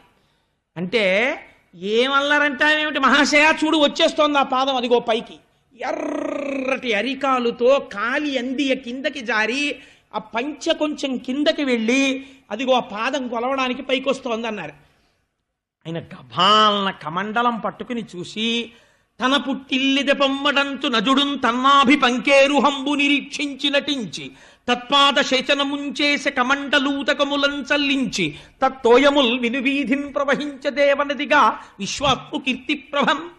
అమ్మ, నన్ను కన్న తండ్రి ఆయన నాభికమలంలోంచి పుట్టాను రా, మా నాన్నగారు వస్తున్నారు ఇవాళ, అబ్బో ఆయన పాదం వస్తోందని పొంగిపోయి, నా తండ్రి వస్తే నేను కాళ్ళు కడగద్దు అని చతుర్ముఖ బ్రహ్మగారు కమండలంలో నీళ్లు పోసుకుని ఆ పాదాన్ని గబగబ గబగబ కడిగేసి శిరస్సును ప్రోక్షలు చేసుకుని ఆచమించారట.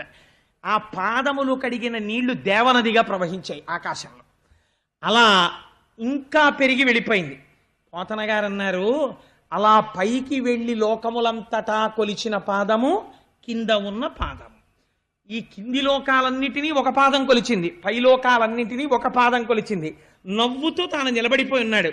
ఇట్లాంటి మూర్తిని చూసి, 2 పాదాలు చూసి పోతన గారు అంటారు, ఒక పదము కింద నుర్వి పంకజమునంటుకొన్న పంకజము పోలే ఒక పాదం కింద ఉన్నటువంటి ఈ భూమి అంతా కూడా చూస్తే ఎలా ఉందంటేట, తామర పువ్వుని బోర్లు ఇస్తే దానికి కొద్దిగా బురదంటుకుంటే ఎలా ఉందో అలా ఉందిట ఆ భూమి. ఒక పాదము ఇలా తామర పువ్వులా పైకెక్కితే అది పైన తేటు రీతి వెలిసే నృప. ఒక పద్మము మీద కందిరీగా వాళ్తే ఎలా ఉంటుందో ఆకాశం అలా ఉందిట. 2 పాదాలు 2 తామర పువ్వుల్లా ఉన్నాయిట.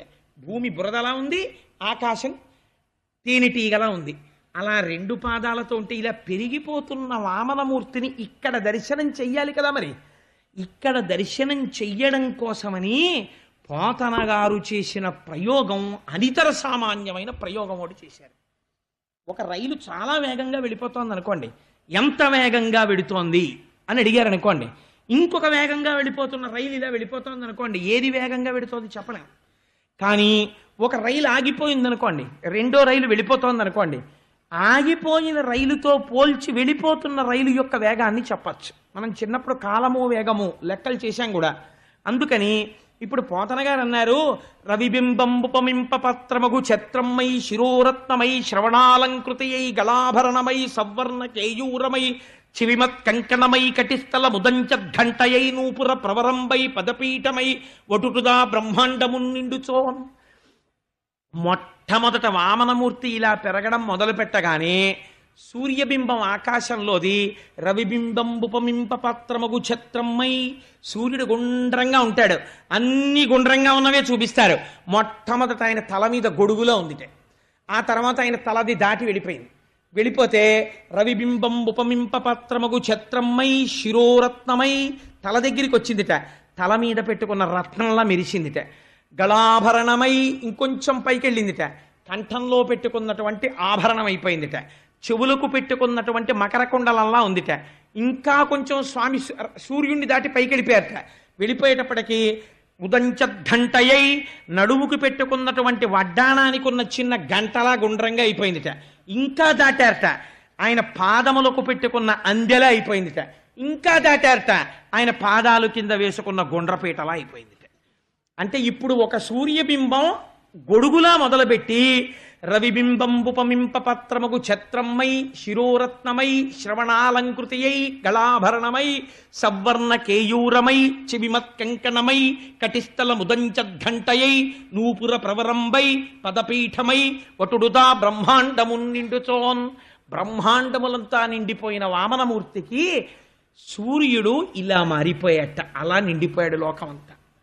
నిండిపోయి 2 అడుగులతో కొలిచాను, ఇంకా 3వ అడుగు రావాలి నాకు అని మళ్ళీ వామనమూర్తి అయిపోయాడు. అయిపోతే అక్కడే కింద కూర్చుని వింధ్యావళి బలిచక్రవర్తి చూస్తున్నారు, ఏమి పెరుగుతున్నాడు రామహానుభావుడే. వటు అయిపోయి వచ్చి, ఏమయ్యా 1-2 అడుగుల మెరయిమ్ము సొమ్ము మెరలొల్ల కోర్కె తీర బ్రహ్మ కూకటి ముట్టెద దానకుతుక సాంద్ర దానవేంద్ర అని అడిగాను.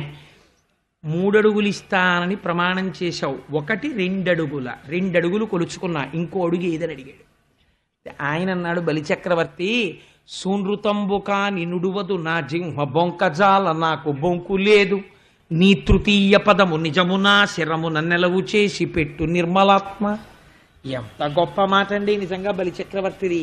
ఆయన అన్నాడు, సూనృతంబుకా నినుడువదు నా జింహ, నా నోరు ఎప్పుడూ అబద్ధం చెప్పదు. బొంకజాల నాకు బొంకు లేదు, నేను అబద్ధం చెప్పలేదు. నీ తృతీయ పదము నిజము నాశిరమున నెలవు చేసి పెట్టు నిర్మలాత్మ, నీ 3వ అడుగు నా తల మీద పెట్టు అంటే స్వామి వెంటనే 3వ అడుగు తల మీద పెట్టమని బలిచక్రవర్తి లేచాడు. గరుడుడికి ఆజ్ఞ ఇచ్చాడు, వరుణ పాశాలతో కట్టేసేయమని. వరుణ పాశాలతో కట్టేశాడు. కట్టేస్తే అలా నిలబడిపోయాడు. వెంటనే రాక్షసులు గమనించారు. శ్రీమన్నారాయణుడు వటువు రూపంలో వచ్చి మన రాజ్యాన్ని కొల్లగొట్టాడు. కాబట్టి వెంటనే కత్తులు ఆయుధాలు పట్టుకురండి, శ్రీ మహావిష్ణువుని నిర్జిద్దాం అన్నాడు. బలిచక్రవర్తి అన్నాడు, వేళ కాని వేళ క్రోధం తెచ్చుకోకూడదు. ఎవడు నాకు ఈ సిరి ఇచ్చాడో వాడే ఆ సిరిని తీసేసుకున్నాడు. కాబట్టి మీరందరూ ప్రశాంత మనస్కులై ఉండండి, ఎవ్వరూ యుద్ధం చేయకండి అన్నాడు.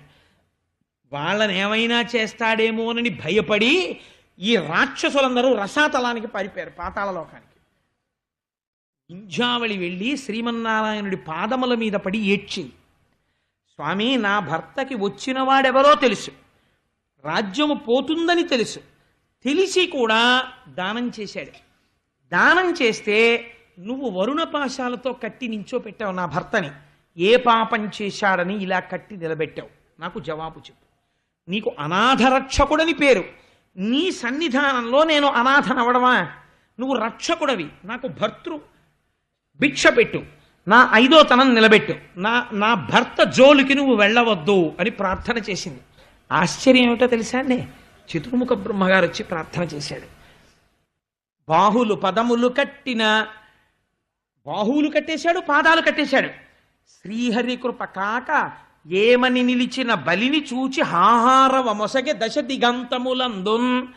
10 దిక్కుల వాళ్ళు కూడా వరుణపాశాలతో కడుతుంటే నాకు ఇది శ్రీమన్నారాయణ అనుగ్రహం అని నమస్కరిస్తూ నిలబడిపోయిన బలిని చూసి ఇంత శిక్ష వేయడమా అని హాహారం వచ్చిందిట 10 దిక్కులలోంచి.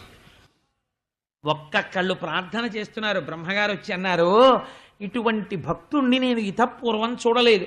మహానుభావుడు నువ్వు వచ్చావని తెలిసి తన ఐశ్వర్యం పోతుందని తెలిసి దానం చేశాడు. వరుణపాశాలతో కట్టడం న్యాయమా స్వామి, విడిచిపెట్టమన్నారు. వింధ్యావళి ప్రార్థన చేసింది. ఇప్పుడు ప్రహ్లాదుడు వచ్చాడు. తాతగారు వస్తే ఆ ప్రహ్లాదుడు గబగబా నడిచి వస్తూ శ్రీమన్నారాయణుడిని చూసి పొంగిపోతుంటే బలిచక్రవర్తి అప్పుడు ఏడ్చాడు. ఎందుకు ఏడ్చాడోట తెలుసా అండి? నా కాళ్ళు చేతులు వరుణపాశాలతో కట్టేశారు. ఇంతటి మహాపురుషుడైన మా తాతగారు వస్తుంటే నేను నమస్కరించలేకపోతున్నాను చేతులుండి. తాతగారిని చూసి నమస్కరించకపోవడం, తండ్రి గారికి కాళ్ళు కడుక్కోవడానికి చెంబుతో నీళ్ళు ఇవ్వకపోవడం ఎంత దుష్ట సంప్రదాయమో. చతుర్ముఖ బ్రహ్మగారంతటి వాడు తండ్రి కాళ్ళు కడగడానికి ఎలా పరిగెత్తుకొచ్చాడో కమండలం పట్టుకుని చూస్తే మన సంస్కృతి ఎంత గొప్పదో అర్థం అవుతుంది. అందుచేత ఈ పరిస్థితిని చూసి కన్నుల నీరు కారుస్తూ నేను ప్రహ్లాదుడికి నమస్కరించలేకపోతున్నానని ఏడుస్తూ నిలబడ్డంట. నిలబడితే ప్రహ్లాదుడు ఎంత గొప్పగా మాట్లాడాడో తెలుసా అండి? ఆయన దగ్గరికి వచ్చి, అయ్యో అదేమిటండి అలా కట్టేశారు అనలేదు. ఇతనికి మున్ను నీ వింద్రపదం బిచ్చినేడు తిప్పుటయును నెరయమేలు మోహనాహంకృతి గర్వాంధ తమస వికారంబు దాని మాన్పి కరుణ రక్షించుటయు కాక శిక్షించుటే భగవద్భక్తునకు మహేంద్రత్వమేల నీ పాదకమలంబు నియత కొల్చిన దాని పోలునే సురరాజ్య భోగపరత గర్వమేపార కన్నులు కానరావు చెవులు వినరావు చిత్తంబు చిక్కుపడును సేవలన్నీయుమరచు నీ మహిమ మాన్పి మేలు చేసితివి నీ మేరమేటి సూపి అన్నాడు. ఎటువంటి పద్యం చెప్పాడో చూడండి. ఇతనికి మున్ను నీ వింద్రపదం బిచ్చి నేడు త్రిప్పుటయును నిరయమేలు. మొన్న మా ఇంటికి ఒకరోజు ఉదయం ఒక తల్లి ఫోన్ చేసింది. ఆ తల్లి భర్తకి చాలా పెద్ద ప్రమాదం వచ్చింది. శరీరావయవములలో ఒక అవయవాన్ని తీసేశారట. తీసేస్తే నేను ఆవిడ మాటలు విని, ఆవిడ మహాభక్తురాలు, ఈ ఊళ్ళో ఒక ప్రముఖమైనటువంటి వ్యక్తి యొక్క కూతురు. ఆ తల్లి నాకు పేరు చెప్పడం ఇష్టం లేదు, మహాభక్తురాలు, పిచ్చి తల్లి, కృష్ణ పరమాత్మని నమ్ముకున్న తల్లి. ఆవిడ ఫోన్ చేసింది, కోటేశ్వరరావు గారు నా భర్త గారికి కాలు తీసేశారండి. మీరు తరచు చెప్తుంటారు కదా కష్టం వచ్చినప్పుడే ఈశ్వరుణ్ణి మర్చిపోకూడదని. ఏ జన్మలో చేసిన పాపమో నా భర్త కాలు పోయింది, కుర్చీలో కూర్చుని తిరుగుతారు, కానీ ఈ కష్టం తట్టుకుని భగవంతుని పాదముల యందు విస్మృతి పోకుండా ఉండడానికి, విస్మృతి కలగకుండా ఆయన పాదములు నమ్ముకోవడానికి, ఈ కష్టములో కూడా నా స్వామి భక్తి నాకు నిలబడడానికి నేనేం చదువుకోనో నాకు సెలవివ్వండి అని.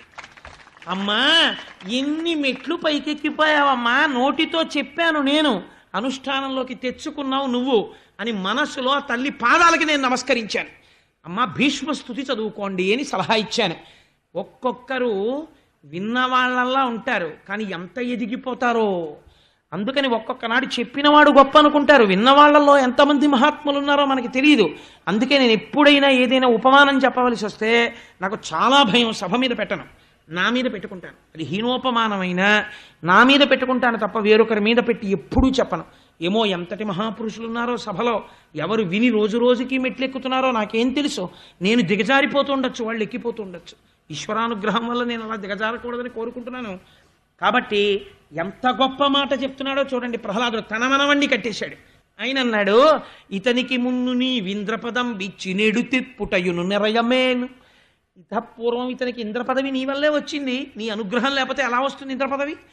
గురువు నువ్వే, మొదటి గురువువి నువ్వే. శుక్రాచార్యుల వారిలో ప్రవేశించావు, యాగం చేయించావు. గురువు యొక్క అనుగ్రహంగా యాగభోక్తవై ఆనాడు విశ్వజిత్ యాగాన్ని ఆదరించి బ్రహ్మాండమైన రథం ఇచ్చావు. దానివల్ల అమరలోకం వచ్చింది, ఇంద్ర పదవి వచ్చింది. ఇచ్చిందెవరు? నువ్వే. ఇవాళ తీసేశావు. చాలా మంచి పని చేశావు. నీ పాదకమలంబు నియతి కొల్చిన దాని పోలునే సురరాజ్య భోగపరత. హాయిగా నీ పాదాలు నమ్ముకుని నిన్ను సేవించుకోవడంలో ఉన్న ఐశ్వర్యం, ఐశ్వర్యం ఉన్నవాడు బ్యాంకుకి వెళ్ళి తెచ్చుకోవాలేమో.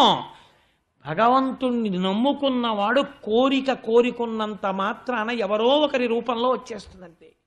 భగవాన్ రమణులు ఆశ్రమంలో ఉండగా ఒకనాడు కొంతమంది భక్తులు వచ్చి చెప్పారు, భగవాన్ మేము వెళ్ళిపోతున్నామండి ఆశ్రమం నుంచి అన్నారు. ఏమి ఎందుకు వెళ్ళిపోతున్నారు అని అడిగారు.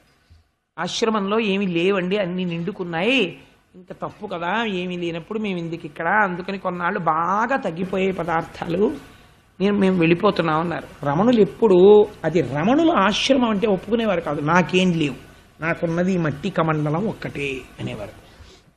ఆయన అన్నారు, బయటికి వెళ్ళిపోతే పెట్టేవాడెవడో వాడు పెట్టాలనుకుంటే ఇక్కడున్నా పెడతాడు, ఇక్కడ దొరకనిది బయటికెడితే దొరుకుతుందనుకోవడం అవివేకం కాదా అన్నారు. పెట్టేవాడికి అరణ్యంలో ఉన్నా పెట్టడం వచ్చు అన్నారు. ఇంతలో గేట్లోంచి రై అని ఒక లారీ వచ్చింది. వచ్చి డ్రైవర్ దిగి అరుణాచలం తిరువణ్ణామలైలో రమణ మహర్షి గారు ఉన్నటువంటి ఒక చిన్న ఆశ్రమం ఉందిట, ఇదేనా అన్నాడు. ఇదే, ఏం కావాలన్నారు. అక్కడెక్కడో దక్షిణ భారతదేశంలో ఒక మహానగరంలో ఒక మహాభక్తుడు ఈ రమణుల పట్ల భక్తిని పెంచుకున్నవాడు ఉన్నాడు. ఆయన స్వామివారికి 6 నెలలకి సరిపడ దినుసులు పట్టుకెళ్ళి దింపి రమ్మని వెనక తాను వస్తానని పంపాడు. లారీ తొందరగా వెళ్ళిపోవాలి, దింపేసుకోండి అని దింపి వెళ్ళిపోయాడు. ఆయన ఎవరని అడిగారు. నాకు తెలుసా, లారీకి లోడ్ వేశాడంతే, ప్రతివాడి పేర్లు నాకు తెలుస్తాయా, అందుకని తీసుకొచ్చాను అని దింపి తువ్వాల మీద వేసుకుపోయాడు. అది ఫ్రైట్ పెయిడ్ ట్రక్, మళ్ళీ దానికి ఫ్రైట్ కూడా కట్టక్కర్లేదు, వెళ్ళిపోయింది లారీ. వెంటనే రమణులు నవ్వారు. ఇది ఈశ్వరుడు యొక్క రక్ష. భగవంతుణ్ణి నమ్ముకున్న వాడికి ఎక్కడున్నా ఈశ్వరుడు రక్షిస్తాడు. వాడు ఏది కోరుకున్నా వాడికి వస్తుంది. వాడికి డబ్బుతో పనేం ఉండదు. భగవంతుడు ఉన్నాడు, వాడు కల్పవృక్షం, వాడు కామధేనువు, వాడు దేనికన్నా గొప్పవాడు, వాడివ్వగలడు. ఆ పూనిక ఉన్నప్పుడు నువ్వెందుకు బెంగ పెట్టుకోవాలి? ఇది ప్రహ్లాదుడు అంటున్నాడు. ఎంతటి భక్తితో చూడండి. ఇంద్ర పదవి తీసేస్తే ఎవడికయా ఎక్కువ, ఏమిటి లోటా అదేమైనా, నాకేం బెంగలేదు. ఈ ఇంద్రపద ఉంటే దరిద్రం ఏమిటో తెలుసా? కళ్ళు కనరావు చిత్తంబు చిక్కుపడును, సేవలన్నీయుమరచు నీ మహిమ మాన్పి. రోజు ఓ మీటింగు, ఓ సభ, దేవతలు రావడం, అక్కడ ప్రసంగాలు, ఏం చెయ్యాలి, ఏమిటి, ఎలా అడ్మినిస్టర్ చెయ్యాలి, కొత్త చట్టాలు ఏం చెయ్యాలి, ఇవే కదా. ఇప్పుడు ఏ పదవి లేదు, హాయిగా కూర్చుని భగవత్ సేవ చేసుకుంటాడు. ఎంత వరం ఇచ్చావు స్వామి. కళ్ళు కనరావు చిత్తంబు చిక్కుపడును, సేవలన్నీయుమరచు నీ మహిమ మాన్పి. మేలు చేసితివి నీ మేరమెటి చూపి. ఇప్పటి వరకు వచ్చిన వాళ్ళందరూ అలా కట్టేశాయేమిటి, అలా కట్టేశాయేమిటి అన్నవాళ్లే. ఎంత బాగా కట్టేశావు, ఎంత వరం ఇచ్చావు అన్నవాడు ప్రహ్లాదుడు ఒకడే. ఇది ప్రహ్లాదుడంటే. అంటే ఆయన అన్నాడు, శ్రీ మహావిష్ణువు, మీ అందరూ నన్ను తప్పుగా అర్థం చేసుకుంటున్నారు. నేను బలిచక్రవర్తికి గొప్ప సన్మానమును చేశాను. ఆయన మహానుభావుడు ఆత్మని తీసుకొచ్చి నా పాదముల దగ్గర పెట్టేశాడు. శ్రవణం కీర్తనం విష్ణోః స్మరణం పాదసేవనం అర్చనం వందనం దాస్యం సఖ్యం ఆత్మనివేదనం. ఆత్మనివేదన చేశాడు. ఎంత మాత్రము తిరగబడకుండా కష్టమైన సుఖమైన ఇచ్చినా తీసినా ఉంచినా ఏదైనా నా స్వామి తప్ప నాకు వేరొక ఆధారము లేదని శరణాగతి చేసేశాడు. ఇటువంటి శరణాగతి చేసినటువంటి వాణ్ణి నేను పాడి చేస్తానయ్యా? నేను పాడి చేసేవాణ్ణి కాను. యవ్వని కరుణింప నిశ్చయించితివాని అఖిల విత్తంబునే నపహరింతు. సంసార గురుమదస్తబ్దుడయ్యవ్వడు తెగడి లోకమునందు చెరించుచుండు. వాడెల్ల కాలంబు అఖిలయోనులయందు పుట్టుచు దుర్గతి పొందు పిదప. విత్త వయోరూప విద్యా బలైశ్వర్య కర్మ జన్మ గర్వముడిగి ఏకవిధమున విమలుడయ్యవ్వడుండు. వాడు నా కొరకు రక్షింపవలయువాడు. ఎంత గొప్ప మాటో చూడండి. నా అంతటి వాణ్ణి నేను అనుకుని అన్నటువంటి వాడు గర్వం చేత అనేక యోనులలో పుట్టి అనేక లోకాలలో తిరిగి ఏదో ఒక గర్వం, విత్త వయో రూప విద్యా బల ఐశ్వర్య గర్వ కర్మ జన్మ గర్వ ముడిగి. అన్నం ఈశ్వరానుగ్రహం, ఐశ్వర్యం ఈశ్వరానుగ్రహం, రాజ్యం ఈశ్వరానుగ్రహం, పాండిత్యం ఈశ్వరానుగ్రహం, ఏది ఉన్నా ఈశ్వరానుగ్రహం అన్న స్థితికి వచ్చేసిన తరువాత కష్టం వచ్చేవాడు ఐశ్వర్యాన్నే తీస్తున్నా కూడా ఈశ్వరానుగ్రహం. అనగలిగిన వాణ్ణి రక్షించడం అన్న మాట నేను అనను. వాడు నా నుంచి రక్షణ పొందడం కాదు, వాడు నా కొరకు రక్షింపవలయువాడు. వాడిని రక్షించకపోతే అసలు నేనున్నాను అని లోకం నమ్మదు. నేనున్నాను అనడానికి గుర్తేమి? వాడిని రక్షించాలి ఇప్పుడు. అందుకని వాడి కోసం వాడిని రక్షించడం కాదు, నా కోసం వాడిని రక్షించాలి. ఇప్పుడు నేను బలిచక్రవర్తి కోసం బలిచక్రవర్తిని రక్షించట్లేదు, నా కోసం బలిచక్రవర్తిని రక్షిస్తున్నాను. మీకేం తెలుసు పిచ్చాలల్లారా నేను వాడికి ఏమి ఇవ్వబోతున్నాను? అందుకని వాడు నా కొరకు రక్షింపబలయువాడు, నా కోసం వాడిని రక్షిస్తున్నాను రా. వరుణపాశములతో కట్టాను. ఎవరినైనా సైగ చేస్తాడేమోనని చెయ్యలేదు, అలా నిలబడిపోయాడు. కాబట్టి నేను వీడికి ఏమిస్తున్నానో మీకు తెలుసా? సావర్ణి మనువు వేళ్లకు దేవేంద్రుండగునితడు దేవతలకు దుర్భాసితమకు నా చోటికి రావింతును అంతు మీద రక్షింతుదయన్. నాకు శరణాగతి చేసి నువ్వే నాకు అన్నీ అని కష్టంలో సుఖంలో నిన్ను సేవింపగ నాపదల్పడమని నిత్యోత్సవం బబ్బని జనమాతృండనని సంసార మోహంబు పైకొనని జ్ఞానము గల్గని గ్రహగతులు కుందింపని మేలు వచ్చిన రాణి అవి నాకు భూషణములే శ్రీకాళహస్తీశ్వర అంటాడు దూర్జటి. అలా ఇన్ని పరీక్ష మీద పరీక్ష పరీక్ష మీద పరీక్ష పెడుతుంటే నాకంతా నారాయణుడి అనుగ్రహమే అని పొంగిపోయిన వీడికి నేను ఇస్తున్న వరం ఏమిటో తెలుసా? సావర్ణి మనువు వేళ్లకు దేవేంద్రుండగునితడు దేవతలకు. సావర్ణి మనువైనటువంటి కాలంలో ఇతన్ని నేను దేవేంద్రుణ్ణి చేస్తాను.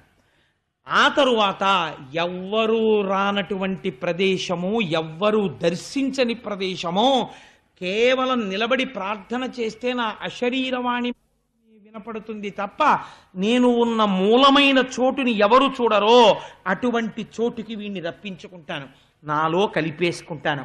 అప్పటి వరకు కూడా ఎక్కడుంచుతానో తెలుసా? దేవతలు కూడా ఎక్కడుండాలని కోరుకుంటారో అటువంటి సుతలలోకమనకంతటికి ఇతన్ని అధిపతిని చేస్తున్నాను. సర్వకాలముల యందు నా సుదర్శన చక్రం ఇతనికి అండగా ఉండి రక్షిస్తుంది.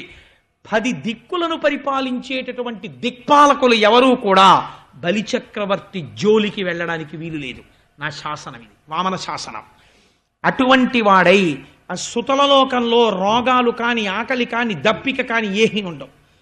ఆనందంతో బలిచక్రవర్తి యందు దోషమేమి మరి అంటే ఎర్రసిరాతో మీరు అండర్లైన్ చేసి జ్ఞాపకం పెట్టుకోండి. మరి శిక్ష ఎందుకు పడింది అంటే దుర్జన సాంగత్యం ఉన్నది. లోపల ఎంత గొప్పవాడైనా చాలా కాలము రాక్షసులతో కలిసి తిరిగాడు. కానీ ఇవాళ సజ్జనుడై మనస్సుని నిలబెట్టుకున్నాడు. కాబట్టి భృగువంశ సంజాతులైనటువంటి బ్రాహ్మణులతో కలిసి తిరగడంలో ఆయనకి ఈశ్వరుడంటే ఏమిటో అర్థమైంది ఇప్పుడు. కాబట్టి ఈ తిరిగినటువంటి ఫలితానికి ఇంత గొప్ప వరం ఇస్తున్నాను. రాక్షసులతో కలిసి తిరగడం వల్ల మనస్సులో ఉండిపోయిన నేను దానమిస్తున్నానని ఉండిపోయిన చిన్న ఆభిజాత్యానికి వరుణపాశాలతో కట్టాను. కానీ అతను చేసిన శరణాగతికి అతన్ని సుతలలోకానికి అధిపతిని చేసి సావర్ణి మనువు వేళకి ఇంద్రుణ్ణి చేసి తదనంతరము నాలో కలుపుకుంటాను అని ఆయన దగ్గర పుచ్చుకున్నటువంటి స్వర్గలోకాన్ని అదితి ఆ రోజు కోరింది కాబట్టి ఇంద్రుడికి తమ్ముడిగా పుట్టాను. ఇవాళ నుంచి నన్ను ఉపేంద్రుడని పిలుస్తారు. ఇంద్రుడి తర్వాత పుట్టినవాణ్ణి, ఇంద్రుడికి తమ్ముణ్ణి. ఇంద్రుడు ఆయనకి కాలి గోటికి చాలను, అటువంటి వాడికి తమ్ముడని పిలిపించుకుని పొంగిపోతున్నాడు. నన్ను ఉపేంద్రుడని పిలుస్తారు. వామనుడి లాంటి తమ్ముళ్ళుంటే అన్నలు పొందని సుఖాలే ఉంటాయి. తను సంపాదించిన రాజ్యంలో భాగం అడగకుండా ఇంద్రుడికి ఇచ్చేశాడు. ఇంద్రుడు రాజ్యాభిషిక్తుడై మళ్ళీ స్వర్గాన్ని పొందాడు. అమ్మకి ఇచ్చినటువంటి వరాన్ని పూర్తి చేశాడు. తాను మళ్ళీ శ్రీమన్నారాయణ పథాన్ని చేరుకుంటూ ఒక మాట చెప్పాడు. ఎవరైతే ఈ వామనమూర్తి యొక్క కథని వింటున్నారో అద్భుత వర్తనుడగు హరి సద్భావితమైన విమలమైన ఈ లీల వినువాడుద్భుత వర్తనుడైతు దకుద్భాసిత లీల పొందునుత్తమగతులన్. ఎక్కడైనా పితృకార్యాలు చేయకపోతే వామనమూర్తి కథ వింటే వాళ్ళు సశాస్త్రీయముగా పితృకార్యము చేసినట్టే. ఎక్కడైనా ఉపనయనం చేస్తే ఆ ఉపనయనంలో తెలిసి కాని తెలియక కాని ఏమైనా దోషాలు దొల్లి ఉంటే ఆ ఉపనయనము పరిపూర్తి అయి ఆ బ్రహ్మచారి గాయత్రీ మంత్రం చేసుకోవడానికి పూర్ణమైన సిద్ధిని పొందాలంటే వామనమూర్తి యొక్క కథ వినాలి వటువు.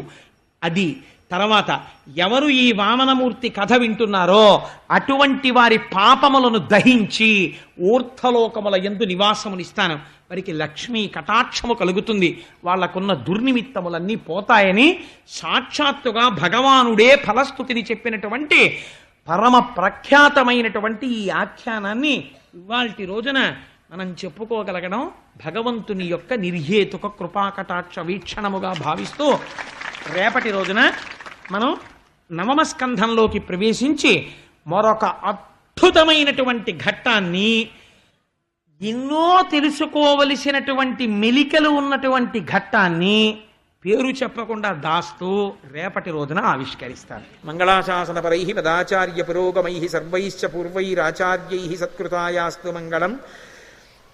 మంగళం కోసలేంద్రాయ మహనీయ గుణాత్మనే చక్రవర్తి తనూజాయ సర్వభౌమాయ మంగళం.